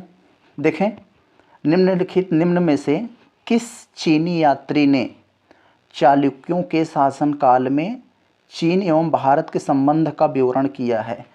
तो उस चीनी यात्री का नाम पूछा है जो चालुक्यों का शासनकाल में था, चीन एवं भारत के संबंध का चर्चा किया है। इसमें आपको 4 नाम दिए गए हैं, फाहियान ह्वेनसांग, इत्सिंग, तो और चौथा है मातवा लीन। तो यहाँ पर मेरे भाई ऑप्शन नंबर डी हो जाएगा, मातवा लीन ने ही वो चालुक्यों के शासनकाल के समय भारत एवं चीन का संबंध के बारे में चर्चा किया है। ऑप्शन नंबर डी, मातवा लीन। आगे देखें हम लोग 68 में, रोमन साम्राज्य से व्यापारिक संबंध किसने स्थापित किया? रोमन साम्राज्य से व्यापारिक संबंध किसने स्थापित किया? किस राजवंश ने? कुषाण, चेर, पश्चिमी शक या वाकाटक? तो यहाँ मेरे भाई ये चेर राजवंशों ने रोमन साम्राज्य से व्यापारिक संबंध स्थापित किया था। ऑप्शन नंबर बी हो जाएगा हमारा। आगे देखें 69, निम्नलिखित में से कौन कानपुर बॉल्वेशिक षड्यंत्र केस से जुड़ा था? कानपुर बॉल्वेशिक षड्यंत्र केस से कौन जुड़ा था मेरे भाई? तो यहाँ हो जाएगा Nalini Gupta. Option number D इसका उत्तर होगा। कानपुर बॉल्वेशिक केस क्या था मेरे भाई? जो कुछ सीपीआई कम्युनिस्ट नेता थे उनको जो है अंग्रेज कुछ फंसाने का कार्य किए थे, तो यही इसमें जो है नलिनी गुप्ता इससे संबंधित थे। आगे देखें 70 में हमें क्या लिखा है? जून 1922 में कांग्रेस ने अपनी भावी रणनीति तैयार करने के लिए सविनय अवज्ञा जांच समिति गठित किया। इसका प्रतिवेदन किसने तैयार किया था? तो 4 नाम दिया है मेरे भाई जो कांग्रेस ने भावी रणनीति तैयार किया जून 1922 में। तो सविनय अवज्ञा जांच समिति, तो इसका प्रतिवेदन किसने तैयार किया था इसी नाम पूछ रहा है। तो BN Roy, doctor M Ansari, Motilal Nehru, बाल गंगाधर तिलक, तो किसने किया था ये हमें बताना है। तो यहाँ पर जो Motilal Nehru, option number C जो हो जाएगा, मोतीलाल नेहरू ने ये सविनय अवज्ञा जांच समिति गठित जो हुई थी उसका प्रतिवेदन तैयार किया था। तो याद रखिए मोतीलाल नेहरू। आगे चले देखें 71 में, भारत सरकार अधिनियम 1935, भारत सरकार अधिनियम 1935 के तहत स्थापित भारतीय फेडरल कोर्ट के पहले मुख्य न्यायाधीश के रूप में किसे नियुक्त किया गया है? तो मेरे भाई 1935, ये चीज़ याद रखिएगा, भारत सरकार अधिनियम 1935 तहत स्थापित जो भारतीय फेडरल कोर्ट की स्थापना हुई थी उसके पहले मुख्य न्यायाधीश कौन थे ये हमें बताना है, मुख्य न्यायाधीश के बारे में। तो साथियों सर मॉरिस जेवेलियर, यहाँ जो ऑप्शन बी में लिखा है सर मॉरिस जीवेयर, यही जो है पहले मुख्य न्यायाधीश थे उस समय का। तो आगे चले हम लोग देखते हैं अगला प्रश्न। देखें 72 में क्या लिखा है, क्या हमसे जानना चाह रहा है? सभी के सभी प्रश्न मेरे भाई ऐसे ही प्रश्न आपको पूछे जाएंगे बिल्कुल इसी तरह से। तो आप लोग ऐसे प्रश्नों को जो है प्रैक्टिस करना चाहिए आप सबको। देखें क्या है, में ब्रिटिश भारत में 1937 प्रांतीय विधानमंडल के चुनाव के संदर्भ में क्या सही नहीं है? तो हमें पता है मेरे भाई भारत में 1937 में पहली बार चुनाव हुआ और प्रांतीय विधानमंडल के चुनाव में क्या सही नहीं है उसे बताना है। तो ये बताना है। देखें हमें लगभग 10 से 12% जनसंख्या को ही वोट देने का अधिकार मिला था, ये बात सही है, लेकिन हमें गलत को बताना है, क्या इसमें सही नहीं है उसे बताना है। 11 में से 5 प्रांतों में कांग्रेस स्पष्ट बहुमत में थी, जी सही बात। 11 प्रांतों में से 5 प्रांतों में कांग्रेस को बहुमत मिला था, ये भी बात सही है। मुस्लिमों के लिए रिजर्व सीट से करीब 1/4 सीटों पर मुस्लिम लीग को विजय प्राप्त हुई थी। ये भी बात सही है। तो गलत क्या है? गलत मेरे भाई आपको आसान कर दिया है, अछूतों को मत देने का अधिकार नहीं था। तो ये तो सरासर गलत है मेरे भाई। अछूत, जिन्हें हम लोग इस समय दलित कहते हैं, दलितों को जो है मत देने का अधिकार था। अगर ऐसा नहीं होता तो क्या डॉक्टर अंबेडकर, आप लोग सोच कर देखिए, वो शांत बैठते? पैक्ट, पूना पैक्ट कर चुके थे वो गांधी जी के साथ, वो शांत थोड़े न बैठते अगर ऐसा नहीं किया गया होता। तो ऑप्शन नंबर डी गलत है। तो आगे देखें हम लोग 73 में, the history of British India, British Bharat का इतिहास किताब के लेखक कौन हैं? इसमें आपको 4 नाम दिए गए हैं। इन्हीं नामों में से हमें बताना है ये कौन लिखे थे ब्रिटिश भारत का इतिहास। तो जेम्स मिल मेरे भाई, जेम्स मिल ने ही यह ब्रिटिश भारत का इतिहास लिखे हैं। साम्राज्यवादी इतिहास लेखक जेम्स मिल 1806 और 1808 के बीच अवधि में 6 खंडों में यह लिखा है जेम्स मिल ने। Option number D. देखें 74 में क्या पूछा रहा है। मुर्शीद कुली खान, मुर्शीद कुली खान कब बंगाल का सूबेदार नियुक्त किया गया? तो मेरे भाई 1717 में मुर्शीद कुली खान ने बंगाल का नवाब जो है नियुक्त किया गया। किसने नियुक्त किया था मेरे भाई? फर्रुख सियर ने। फर्रुख सियर अब पता होगा, जो मुगल सम्राट था फर्रुख सियर, वही इसको नियुक्त किया था। आगे देखें 75 में, चिनकुलीज खान, चिनकुलीज खान ने किस मुगल सूबेदार को हराकर स्वतंत्र हैदराबाद राज्य की स्थापना की थी? तो यहाँ एक चीज़ आप लोग को फैक्ट याद होना चाहिए, चिनकुलीज खान ने किसी मुगल सूबेदार को हराकर हैदराबाद राज्य की स्थापना किया था, तो ये तो पता हो गया, लेकिन किसको हराकर? यहाँ आप 4 नाम दिए हैं, मोहम्मद शाह, मुमारिश खान, शौकतगंज, उपर्युक्त में से कोई नहीं। तो किस में मेरे भाई? तो यहाँ Mumarish Khan, option number B, Mumarish Khan को हराकर स्वतंत्र हैदराबाद की स्थापना चिनकुलीज खान ने किया। आगे देखें हम लोग 76 में, देखें मराठा कालीन पेशवा, मराठा कालीन पेशवा पद को किस संधि के तहत अंग्रेजों ने समाप्त कर दिया था? तो यहाँ पर ये बहुत, ये कई टाइप से, इसी प्रश्न को कई टाइप से घुमा कर पूछा जाता है साथियों, ये आपको याद होना चाहिए बहुत अच्छे से। यहाँ कई सारी संधियों का नाम दिया है और इन्हें पूछ रहा है किस संधि के तहत समाप्त किया गया था। तो मंदसौर की संधि, मंदसौर की संधि से मेरे भाई अंग्रेज़ों ने मराठा कालीन जो पेशवा पद होता था उसको समाप्त कर दिया। ऑप्शन नंबर सी इसका उत्तर हो जाएगा। ये मंदसौर की ये संधि कब हुई थी मेरे भाई? 1818 में। ये डेट भी पूछा जाता है, 1818 में मंदसौर की संधि हुई थी। इसी संधि में जो है ये अंग्रेज़ों ने एक शर्त रखी और वो पेशवा पद को समाप्त कर दिया। आगे देखें, पानीपत के तीसरे युद्ध में, पानीपत के तीसरे युद्ध में मराठों के तरफ से तोप खाने का नेतृत्व किसने किया था?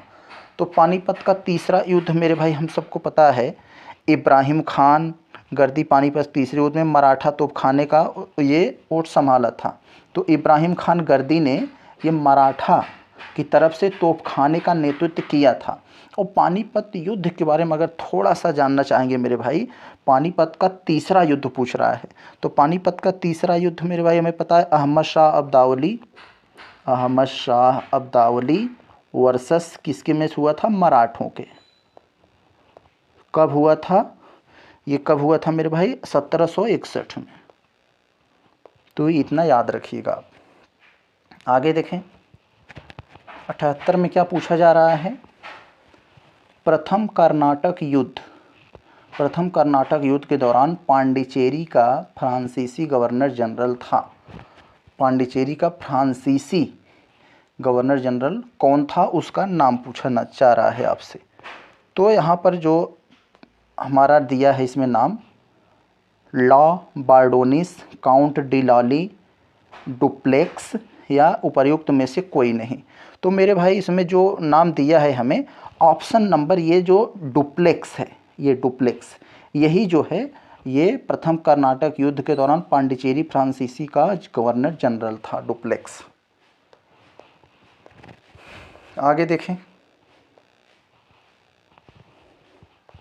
ये देखें इसमें क्या पूछा जा रहा है। पंडित मदन मोहन मालवीय, पंडित मदन मोहन मालवीय, इनको M3 भी कहा जाता है, मदन मोहन मालवीय के संबंध में कौन सा कथन सत्य नहीं है, इसी को हमें बता देना है। तो मेरे भाई कौन सा कथन सही नहीं है, देखें। उन्होंने 1907 में एक हिंदी साप्ताहिक अभ्युदय की शुरुआत किया था। जी बिल्कुल सही।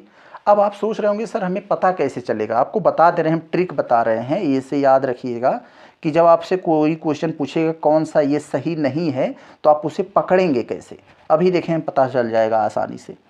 दूसरा कह रहा है उन्होंने दूसरे गोलमेज सम्मेलन में भाग लिया था। जी बिल्कुल सही। उन्होंने सामाजिक सुधार के तहत अछूतों के मंदिर प्रवेश का मुद्दा भी उठाया था, ये भी सही। उन्होंने कभी भारतीय राष्ट्रीय कांग्रेस के अध्यक्ष पद पर कार्य नहीं किया। मेरे भाई ये सरासर गलत है, ये चीज़ तो सबको पता है। उन्होंने एक बार नहीं चार बार भारतीय राष्ट्रीय कांग्रेस की अध्यक्षता किए थे। कब कब किए थे मेरे भाई, 1909, 1918। कब, यहाँ पर मैं लिख दे रहा हूँ, 1909, 1918, 1933 और 1932। 1932 ये 4 बार मदन मोहन मालवीय ये कांग्रेस की अध्यक्षता किए थे। तो ये इतना बड़ा गलती दे दिया, तो ये गलती सब लोग पकड़ लेंगे। हाँ वो किए थे, तो यही 4 गलत था, डी वाला। आगे देखें, देखें क्या लिखा है। 1947 में भारतीय राष्ट्रीय कांग्रेस देश के विभाजन के लिए मुख्य रूप से क्यों सहमत हुई। हम सबको पता है 1947 में भारत का धर्म के आधार पर विभाजन हुआ, तो कांग्रेस तैयार नहीं हो रही थी। अंत में क्यों तैयार हो गई, उसका सबसे बड़ा कारण, कई कारण था, लेकिन मुख्य कारण क्या है वो इसी ऑप्शन में से हमें बताना है। मेरे भाई इसका मुख्य कारण यही था कि दंगे न हो, हम अलग हो जाते हैं, जो बेकसूरों की जान न जाए, दंगे न हो, इसलिए जो है वो कांग्रेस तैयार हुई। तो यहाँ देखिए ऑप्शन कोई है यहाँ पर, तो वे बड़े पैमाने पर संभावित सांप्रदायिक दंगों से बचना चाहते थे। यस, देखो यहाँ पर है ऑप्शन बी में, वही दंगों से बचने के लिए। तो आगे देखें, देखें क्या है यहाँ पर 81 में, देसाई लियाकत समझौता। देसाई लियाकत समझौता किससे संबंधित है, देसाई लियाकत समझौता किससे संबंधित है मेरे भाई, तो केंद्र में अंतरिम सरकार के गठन के लिए देसाई लियाकत समझौता हुआ था। उसमें मुस्लिम लीग का जो मुद्दा था उसी से संबंधित। तो ऑप्शन सी देसाई लियाकत समझौता, अंतरिम सरकार, अंतरिम का मतलब होता है उस समय का, 1946 में जो बना था उसके समझ। आगे देखें 82 में, सुभाष चंद्र बोस ने आज़ादी के संघर्ष में भाग लेने के लिए भारतीय सिविल सेवा की नौकरी कब छोड़ दिया था। तो मेरे भाई हम सबको पता है सुभाष चंद्र बोस ऐसे व्यक्ति थे जो 24 वर्ष की उम्र में सिविल सर्विस परीक्षा एग्जाम करके वो सिविल सर्विस में IAS में नौकरी कर रहे थे, लेकिन उन्होंने मात्र 1 साल ही किया। 1 साल बाद उन्होंने जो है वो खत लिखा अंग्रेज को और कहा कि भाई हमारा नाम अब काट दिया जाए वहाँ से, सिविल सेवा के जो वहाँ पर है, अब हम नौकरी नहीं करना चाहते हैं।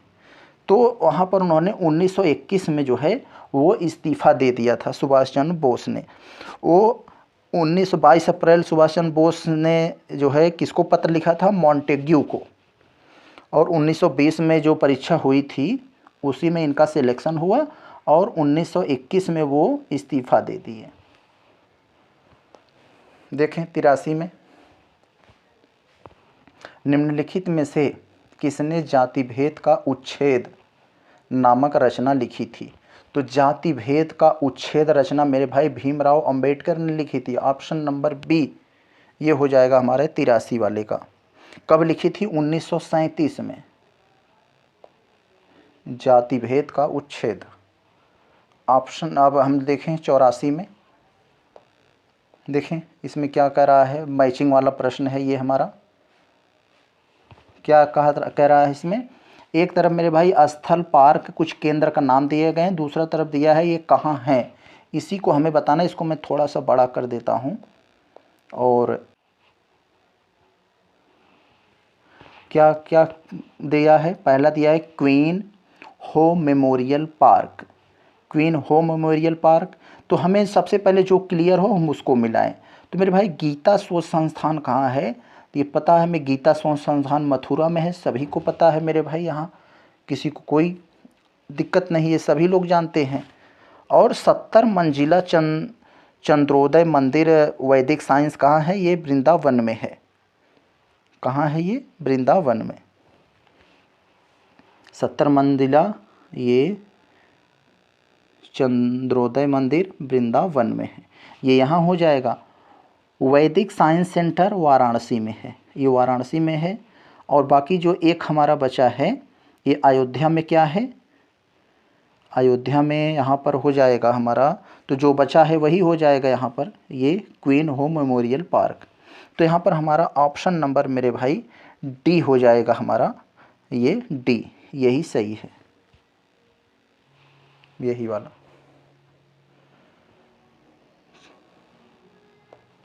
चलिए हम लोग आगे देखते हैं। 85 में देखें क्या पूछा जा रहा है हमसे। उत्तर प्रदेश राज्य के लिंगानुपात के संदर्भ में कुछ कथन दिए गए हैं, इन्हीं कथनों को हमें बताना है कौन सा सही है। तो देखें पहला दिया है मेरे भाई, 2001 की तुलना में 2011 में प्रदेश के लिंगानुपात में सुधार के तहत 14 की वृद्धि हुई थी, 14 अंक की। तो जी बिल्कुल मेरे भाई, लिंगानुपात मेरे भाई 2001 का लिंगानुपात देखेंगे और 2011 के लिंगानुपात, इसमें मेरे भाई 2001 का जो लिंगानुपात था 898 था, और 2011 का जो लिंगानुपात आया मेरे भाई उसमें जो है 14 अंक की बढ़ोतरी हो गई। 14 अंक की बढ़ोतरी होने का मतलब मेरे भाई कितना है, 912 हो गया। तो यानी यहाँ 14 अंक की वृद्धि हुई है, तो सही है। दूसरा कह रहा है 2011 के अनुसार राज्य लिंगानुपात समग्र देश के लिंगानुपात से 21 अंक अधिक था। तो मेरे भाई ये जो है ये गलत है, 21 अंक कम था, अधिक नहीं। तो केवल ऑप्शन नंबर ए हमारा सत्य होगा, ये ऑप्शन बी केवल एक सही है। आगे देखें,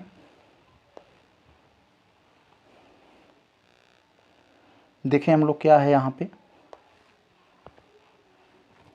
उत्तर प्रदेश के केवल नगर निगम क्षेत्र की आबादी के आधार पर 10 लाख से अधिक आबादी वाले नगर घटते क्रम में हैं। तो उत्तर प्रदेश के नगरों के बारे में हमसे पूछा जा रहा है कि नगर निगम के आबादी के आधार पर 10 लाख से अधिक आबादी वाले नगर घटते क्रम में कौन कौन से हैं, इसे हमें बताना है। तो मेरे भाई घटते क्रम में याद रखिए, आपसे घटते क्रम में पूछा, यानी सबसे ज़्यादा, फिर उससे कम, फिर उससे कम, फिर उससे कम, ये 86 वाले में। तो मेरे भाई यहाँ पर कानपुर नगर सबसे अधिक आबादी वाले, लखनऊ, गाज़ियाबाद, आगरा, मेरठ, प्रयागराज, वाराणसी, यह ऑप्शन नंबर बी हमारा यहाँ पर सत्य है। आगे देखें, देखें क्या हुआ है यहाँ पर, क्या पूछा जा रहा है। संस्कृत के कवि और नाटककार कालिदास का उल्लेख हुआ है। संस्कृत के कवि और नाटककार कालिदास का उल्लेख कहाँ हुआ है, इन चारों ऑप्शनों में से ये हमें बताना है। तो मेरे भाई कहाँ हुआ है, पुलकेशियन द्वितीय ऐहोल अभिलेख में, यहीं पर कालिदास जो कवि और नाटककार भी थे उनका जो है उल्लेख हुआ है, पुलकेशियन द्वितीय ऐहोल अभिलेख में। आगे चले हम लोग देखें, अब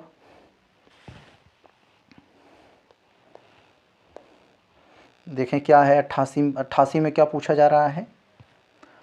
संगम साहित्य में तोल्काप्पियम एक ग्रंथ है। तो हमें पता है ये तोल्काप्पियम एक संगम साहित्य है, संगम साहित्य में तोल्काप्पियम एक ग्रंथ है। तो किस भाषा का है, तमिल कविता, तमिल व्याकरण, तमिल वास्तुशास्त्र या तमिल राजशास्त्र। तो मेरे भाई ये तमिल व्याकरण ये तमिल तोल्काप्पियम जो है ये तमिल व्याकरण है। Option number B. यहाँ से देखिए करंट अफेयर के क्वेश्चन स्टार्ट हो रहे हैं, बहुत ही महत्वपूर्ण हैं। कह रहा है मेरे भाई CII India Nordic Baltic business conclave का दूसरा संस्करण 22 से 23 नवंबर 2023 को बेंगलोर में हो रहा है। तो नहीं मेरे भाई, ये बात तो सही है, CII Nordic Baltic business conclave का दूसरा संस्करण ये दिल्ली में हो रहा है कहाँ, लेकिन दिल्ली में। तो ये गलत दे दिया है, तो ये वाला हमारा तो गलत हो गया, तो हमें सही उत्तर को बताना था। दूसरा कह रहा है नॉर्डिक बाल्टिक में शामिल देश Denmark, Estonia, Finland, Iceland, Latvia, Lithuania, Norway और स्वीडन है। तो जी ये बिल्कुल, यानी हमारा ऑप्शन नंबर बी केवल 2 सत्य है, 1 गलत है। आगे देखते हैं हम लोग क्या है हमारा 90 में। निम्नलिखित खबरों में से नजर आए जेवियर माइली निम्नलिखित में से किस देश के नए राष्ट्रपति बने हैं। नए देश के राष्ट्रपति बने हैं कौन, जेवियर माइली। तो ये मेरे भाई अर्जेंटीना, ऑप्शन नंबर बी जो है अर्जेंटीना के ये बने हैं। तो ये अर्थशास्त्री भी थे, ये जेवियर माइली एक अर्थशास्त्री भी थे ये। तो अर्जेंटीना के ये राष्ट्रपति बने, याद रखें। 91 हम लोग देखें, चीन ने हाल ही में किस देश के साथ द्विपक्षीय मुद्रा विनिमय समझौता, कौन समझौता, द्विपक्षीय विनिमय मुद्रा समझौता पर हस्ताक्षर किया तो मेरे भाई Saudi Arab, option number A Saudi Arab के साथ। अगला क्वेश्चन देखें हम लोग, करंट अफेयर का है, बहुत बेहतरीन प्रश्न है। विश्व विरासत सप्ताह प्रत्येक वर्ष निम्नलिखित में से किस माह में मनाया जाता है। तो किस महीने में मेरे भाई, किस महीने में विश्व विरासत सप्ताह मनाया जाता है, यही पूछ रहा है। तो यहाँ पर जनवरी, अप्रैल, सितंबर, नवंबर ये दिया है, तो मेरे भाई नवंबर में मनाया जाता है विश्व विरासत सप्ताह। आगे देखें 93 में, निम्नलिखित में से किस राज्य ने प्रस्तावित बल्क ड्रग्स पार्क के लिए CSIR और DRDO को अपना नॉलेज पार्टनर बनाया है। तो किसने बनाया है, असम, उत्तर प्रदेश, तमिलनाडु या किसने मेरे भाई, तो उत्तर प्रदेश ने, उत्तर इसलिए चर्चा में आया। तो किस राज्य ने बल्क ड्रग्स पार्क के लिए CSIR और DRDO ने बनाया है, उत्तर प्रदेश को। 94 में देखते हैं क्या है, हाल ही में किस संस्था ने 14वीं एमिशन गैप रिपोर्ट 2023 जारी की है। यूनेप, फाओ, नीति या वेफ, किसने मेरे भाई, तो ऑप्शन नंबर यूनेप ये हो जाएगा हमारा, ये UNEP, United Nation environment programme. तो ये जो है यही 14वीं एमिशन गैप रिपोर्ट जारी की है 2023 की। 95 में क्या है मेरे भाई हमारा, 95 वाला हम देखते हैं। निम्नलिखित में से वज्र प्रहार 2023, ये एक तरह का संयुक्त अभ्यास है, वज्र प्रहार 2023 किन देशों के बीच संयुक्त अभ्यास हुआ है वज्र प्रहार। तो मेरे भाई ये तो आप लोग सुना होंगे जब चर्चा में आया है, वज्र प्रहार 2023 भारत और संयुक्त राज्य अमेरिका USA के बीच हुआ था। ऑप्शन नंबर बी हो जाएगा हमारा उत्तर, ये वाला, ये इसका अभ्यास है। इसका आयोजन मेघालय के उमरोई में हुआ था। कहाँ हुआ था, मेघालय में, भारत के मेघालय के उमरोई में। आगे देखें 96 में, हाल ही में चर्चा में रहा गैनीमेड, कैलिस्टो और यूरोपा किस ग्रह के चंद्रमा है। ये जो चर्चा में आया गैनीमेड, कैलिस्टो और यूरोपा किस ग्रह के चंद्रमा है, ये पूछ रहा है। तो मेरे भाई बृहस्पति ग्रह के ये चंद्रमा है। आगे देखें हम लोग 97 में, हाल ही में निम्नलिखित में से किस राज्य को काजू के लिए GI टैग यानी भौगोलिक संकेतक प्राप्त हुए हैं। तो मेरे भाई ये गोवा को जो है काजू के लिए GI टैग दिया गया है यहाँ पर।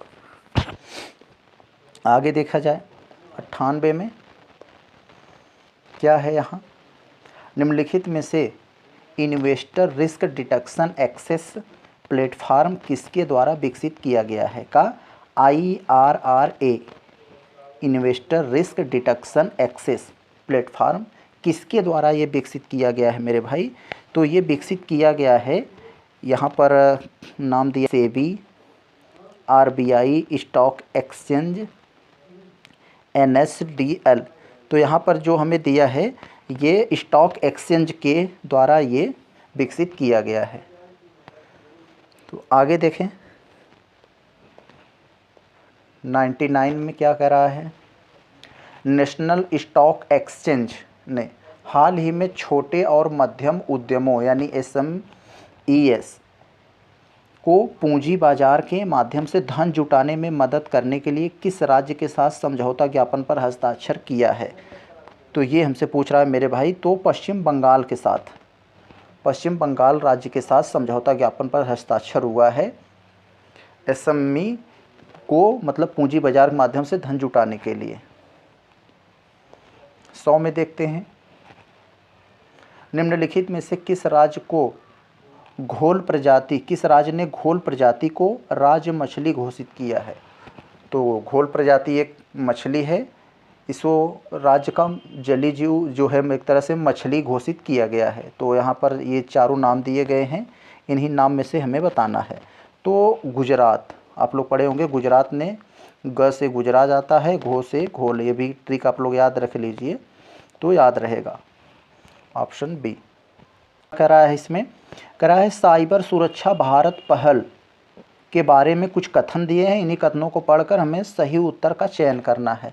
तो पहला हमें दिया है मेरे भाई, इसका उद्देश्य साइबर अपराध के बारे में जागरूकता फैलाना और निजी और सरकारी संस्थाओं में मुख्य सूचना सुरक्षा अधिकारियों और फ्रंटलाइन IT अधिकारियों की क्षमता का निर्माण करना। मेरे भाई कहाँ गलती किया है, यहाँ पर जो केवल ये सरकारी विभागों के लिए, प्राइवेट वालों के लिए नहीं, तो यहाँ इसलिए यह निजी नहीं देना चाहिए था, इसलिए यह गलत हो गया। दूसरा मेरे भाई, इसे रक्षा मंत्रालय द्वारा लॉन्च किया गया है। तो मेरे भाई इसे रक्षा मंत्रालय नहीं, इलेक्ट्रॉनिक और सूचना प्रौद्योगिकी मंत्रालय के द्वारा लॉन्च किया गया, तो इसलिए ये भी गलत हो गया। तो ऑप्शन नंबर डी हमारा हो गया, इनमें से कोई नहीं, न तो एक सही है न तो दो। आगे देखें हम लोग 102 में क्या कह रहा है। 102 में देखें, हाल ही में 7 दिसंबर 2023 को नई दिल्ली में नए भारत का सामवेद, नए भारत का सामवेद पुस्तक का विमोचन किसने किया। नए भारत का सामवेद ये पुस्तक थी, इसे किसने जो है इसका विमोचन किया है। तो पूर्व राष्ट्रपति रामनाथ कोविंद ने ये जो है 7 दिसंबर 2023 को दिल्ली में ये पुस्तक का विमोचन किए थे। आगे हम लोग देखे हैं 103 में क्या कह रहा है। 103 में मेरे भाई कह रहा है, निम्नलिखित में से कौन सा भारतीय राज्य स्विट्जरलैंड के दावोस में, दावोस कहाँ है, स्विट्जरलैंड में, विश्व आर्थिक मंच की बैठक में भाग लेने जा रहा है। कौन सा भारतीय राज्य के बारे में पूछ रहा है, स्विट्जरलैंड के दावोस में विश्व आर्थिक मंच की बैठक में भाग लेने जा रहा है, इसके बारे में पूछ रहा है हमसे। तो मेरे भाई यहाँ पर जो आपको देख रहे हैं मुख्यमंत्री योगी आदित्यनाथ के ये मतलब प्रयासों से ये उत्तर प्रदेश जो है ऐसा करने जा रहा है। तो उत्तर प्रदेश विश्व आर्थिक मंच की बैठक में भाग लेने जा रहा है दावोस में। 104 में हम लोग अगर देखें, भारत ने जलवायु परिवर्तन पर संयुक्त राष्ट्र फ्रेमवर्क कन्वेंशन यानी UNFCCC में पार्टियों के सम्मेलन यानी COP कॉन्फ्रेंस ऑफ पार्टी के किस संस्करण की मेज़बानी करने की पेशकश की है।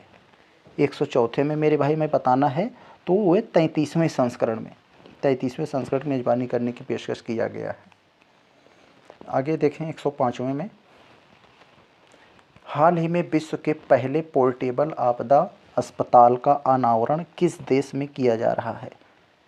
तो विश्व के पहले पोर्टेबल आपदा अस्पताल का अनावरण किया जा रहा है, कहाँ पर, ये 4 नाम दिए गए, भूटान, श्रीलंका, मालदीव, किसमें, तो यहाँ पर भारत में किया जा रहा है।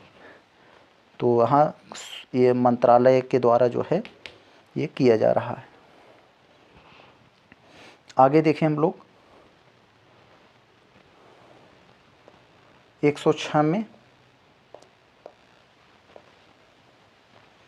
देखें 106 में क्या पूछा जा रहा है। हाल ही में गरबा नृत्य चर्चा में था। तो हमें पता है गरबा गुजरात का ये है, गुजरात में प्रचलित है ये गरबा नृत्य। इसके संबंध में कुछ कथन दिए गए हैं और उनमें से हमें सही कथन बताना है इन कथनों को पढ़कर। तो यह यूनेस्को द्वारा अमूर्त सांस्कृतिक विरासत की सूची में शामिल भारत की पहली सांस्कृतिक वस्तु बन गई है। तो मेरे भाई नहीं, यह इसके पहले ये जो सन 2021 में पश्चिम बंगाल का दुर्गा पूजा जो है अमूर्त सांस्कृतिक विरासत सूची में शामिल हुआ था, तो ये गलत हो गया। दूसरा कह रहा है यूनेस्को की सूची 2008 में स्थापित की गई थी। इसमें 5 क्षेत्रों में 143 देशों के अनुरूप 704 तत्व हैं। तो ऑप्शन नंबर बी हमारा सत्य है यहाँ पर। तो ऑप्शन बी हो जाएगा, दूसरा केवल सत्य है। हम लोग 7वें में देखते हैं 107 में क्या है। हाल ही में जारी विश्व डिजिटल प्रतिस्पर्धात्मक रैंकिंग 2023 में भारत का स्थान क्या है। क्या भारत का स्थान है मेरे भाई यहाँ पर, ये हमको बताना है यहाँ पर। तो हम लोग देखते हैं भारत का स्थान इसमें कौन था। ऑप्शन नंबर यहाँ 49 जो दिया है, ये विश्व डिजिटल प्रतिस्पर्धात्मक रैंकिंग 2023 में भारत का स्थान 49वां था। 108 देखते हैं। हाल ही में जम्मू कश्मीर के लिए युवा मतदाता जागरूकता राजदूत के लिए किस क्रिकेटर को नियुक्त किया गया है। जम्मू कश्मीर के युवा मतदाता जागरूकता राजदूत के लिए किस क्रिकेटर को नियुक्त किया गया है। तो यहाँ मेरे भाई Suresh Raina, option number D Suresh Raina को नियुक्त किया गया है यहाँ 108वें में।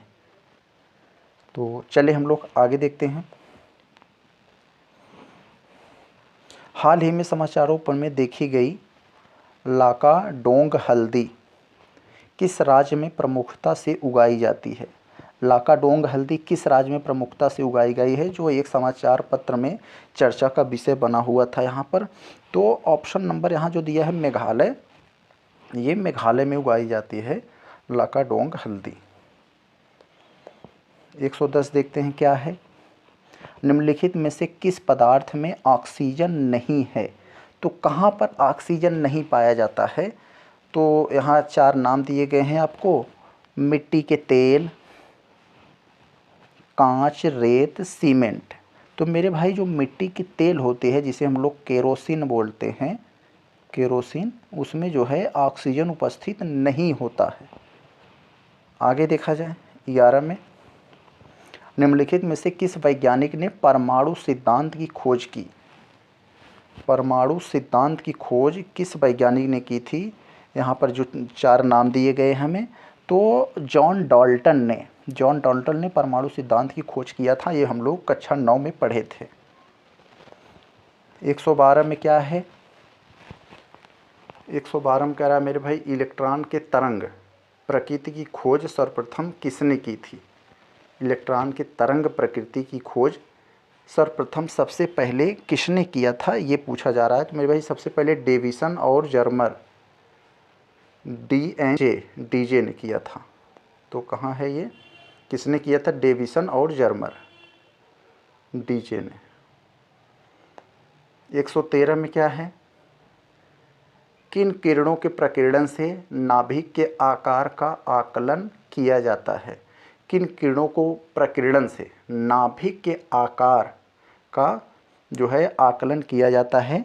तो मेरे भाई ये अल्फ़ा कणों के प्रकीर्णन से इनकी बमबारी की जाती है। तो इससे जो है नाभिक के आकार का पता लगाया जाता है। आप लोग पढ़े होंगे 11th में, कुछ पार कर गए, कुछ बगल से निकल गए, ये वाला। निम्नलिखित में से किसके उत्सर्जन से संभारिक का निर्माण होता है। संभारिक का निर्माण होता है तो किसके उत्सर्जन से, एक्स किरण, गामा किरण, बीटा किरण।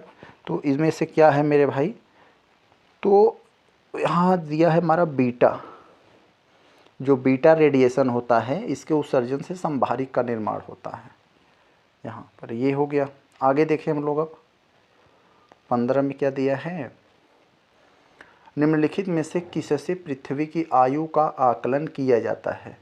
तो पृथ्वी का जैसे आप लोग पढ़ते होंगे बुक में, पृथ्वी की एज इतनी है, इतना साल में ये हो जाएगी, तो इस तरह का जो अनुमान लगाया जाता है तो कैसे लगाया जाता है मेरे भाई, वो रेडियो कार्बन डेटिंग से। Option number C. आगे देखें 16 में, रबड़ के वल्कनीकरण के लिए उसमें मिलाया जाता है, रबड़ का वल्कनीकरण करना होता है तो उसमें क्या मिलाया जाता है, कार्बन, फास्फोरस, मीथेन, सल्फर, उसमें क्या मिलाया जाता है, तो ये हमसे पूछ रहा है। तो उसमें मिलाया जाता है सल्फर, सल्फर मिलाकर उसका वल्कनीकरण किया जाता है। ऑप्शन नंबर डी हो जाएगा। आगे देखें हम लोग 17 में, मनुष्य में मादा जनन अंग किस हार्मोन का स्त्राव होता है। तो मनुष्य में मादा जनन अंग से किस हार्मोन का स्त्राव होता है, तो मेरे भाई यहाँ पर हो जाएगा आपका प्रोस्टेजन। ऑप्शन नंबर बी हो जाएगा जो है ये 17 का। तो यहाँ पर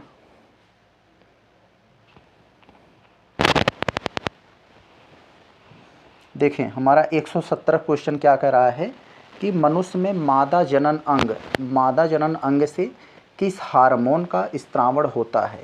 तो मेरे भाई यहाँ पर एस्ट्रोजन, प्रोस्टेजोन, रिलैक्सिन, यहाँ पर जो सभी हैं ऑप्शन नंबर डी हो जाएगा यहाँ, यानी सभी हार्मोनों का यहाँ से जनन अंग में ये होता है। तो ऑप्शन नंबर डी हमारा हो जाएगा सभी। 118 में क्या पूछ रहा है, वह प्रक्रिया जिसके द्वारा मनुष्य श्वास ग्रहण करता है तथा छोड़ता है, यानी उस प्रक्रिया का नाम पूछ रहा है। जब मनुष्य श्वास लेता है और छोड़ता है तो उस प्रक्रिया को क्या बोला जाता है, ये हमसे पूछ रहा है। तो उसे श्वासोच्छ्वास कहा जाता है। ऑप्शन नंबर बी, श्वास लेना छोड़ना। 19 में क्या है,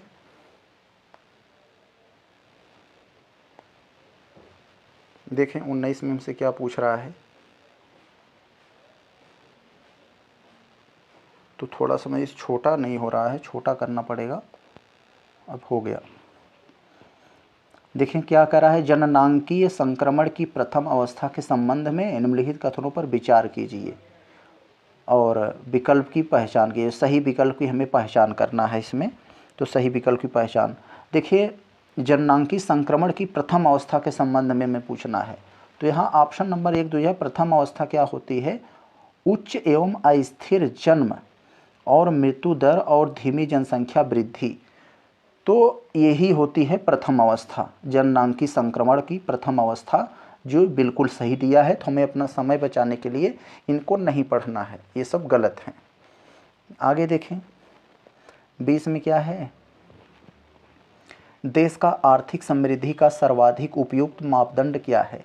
देश की आपको आर्थिक समृद्धि को मापना हो तो सबसे उपयुक्त, सबसे बढ़िया क्या उसका पैमाना मापदंड हो सकता है, सकल घरेलू उत्पाद या सकल राष्ट्रीय उत्पाद या फिर प्रति व्यक्ति आय, देश की वास्तविक आय।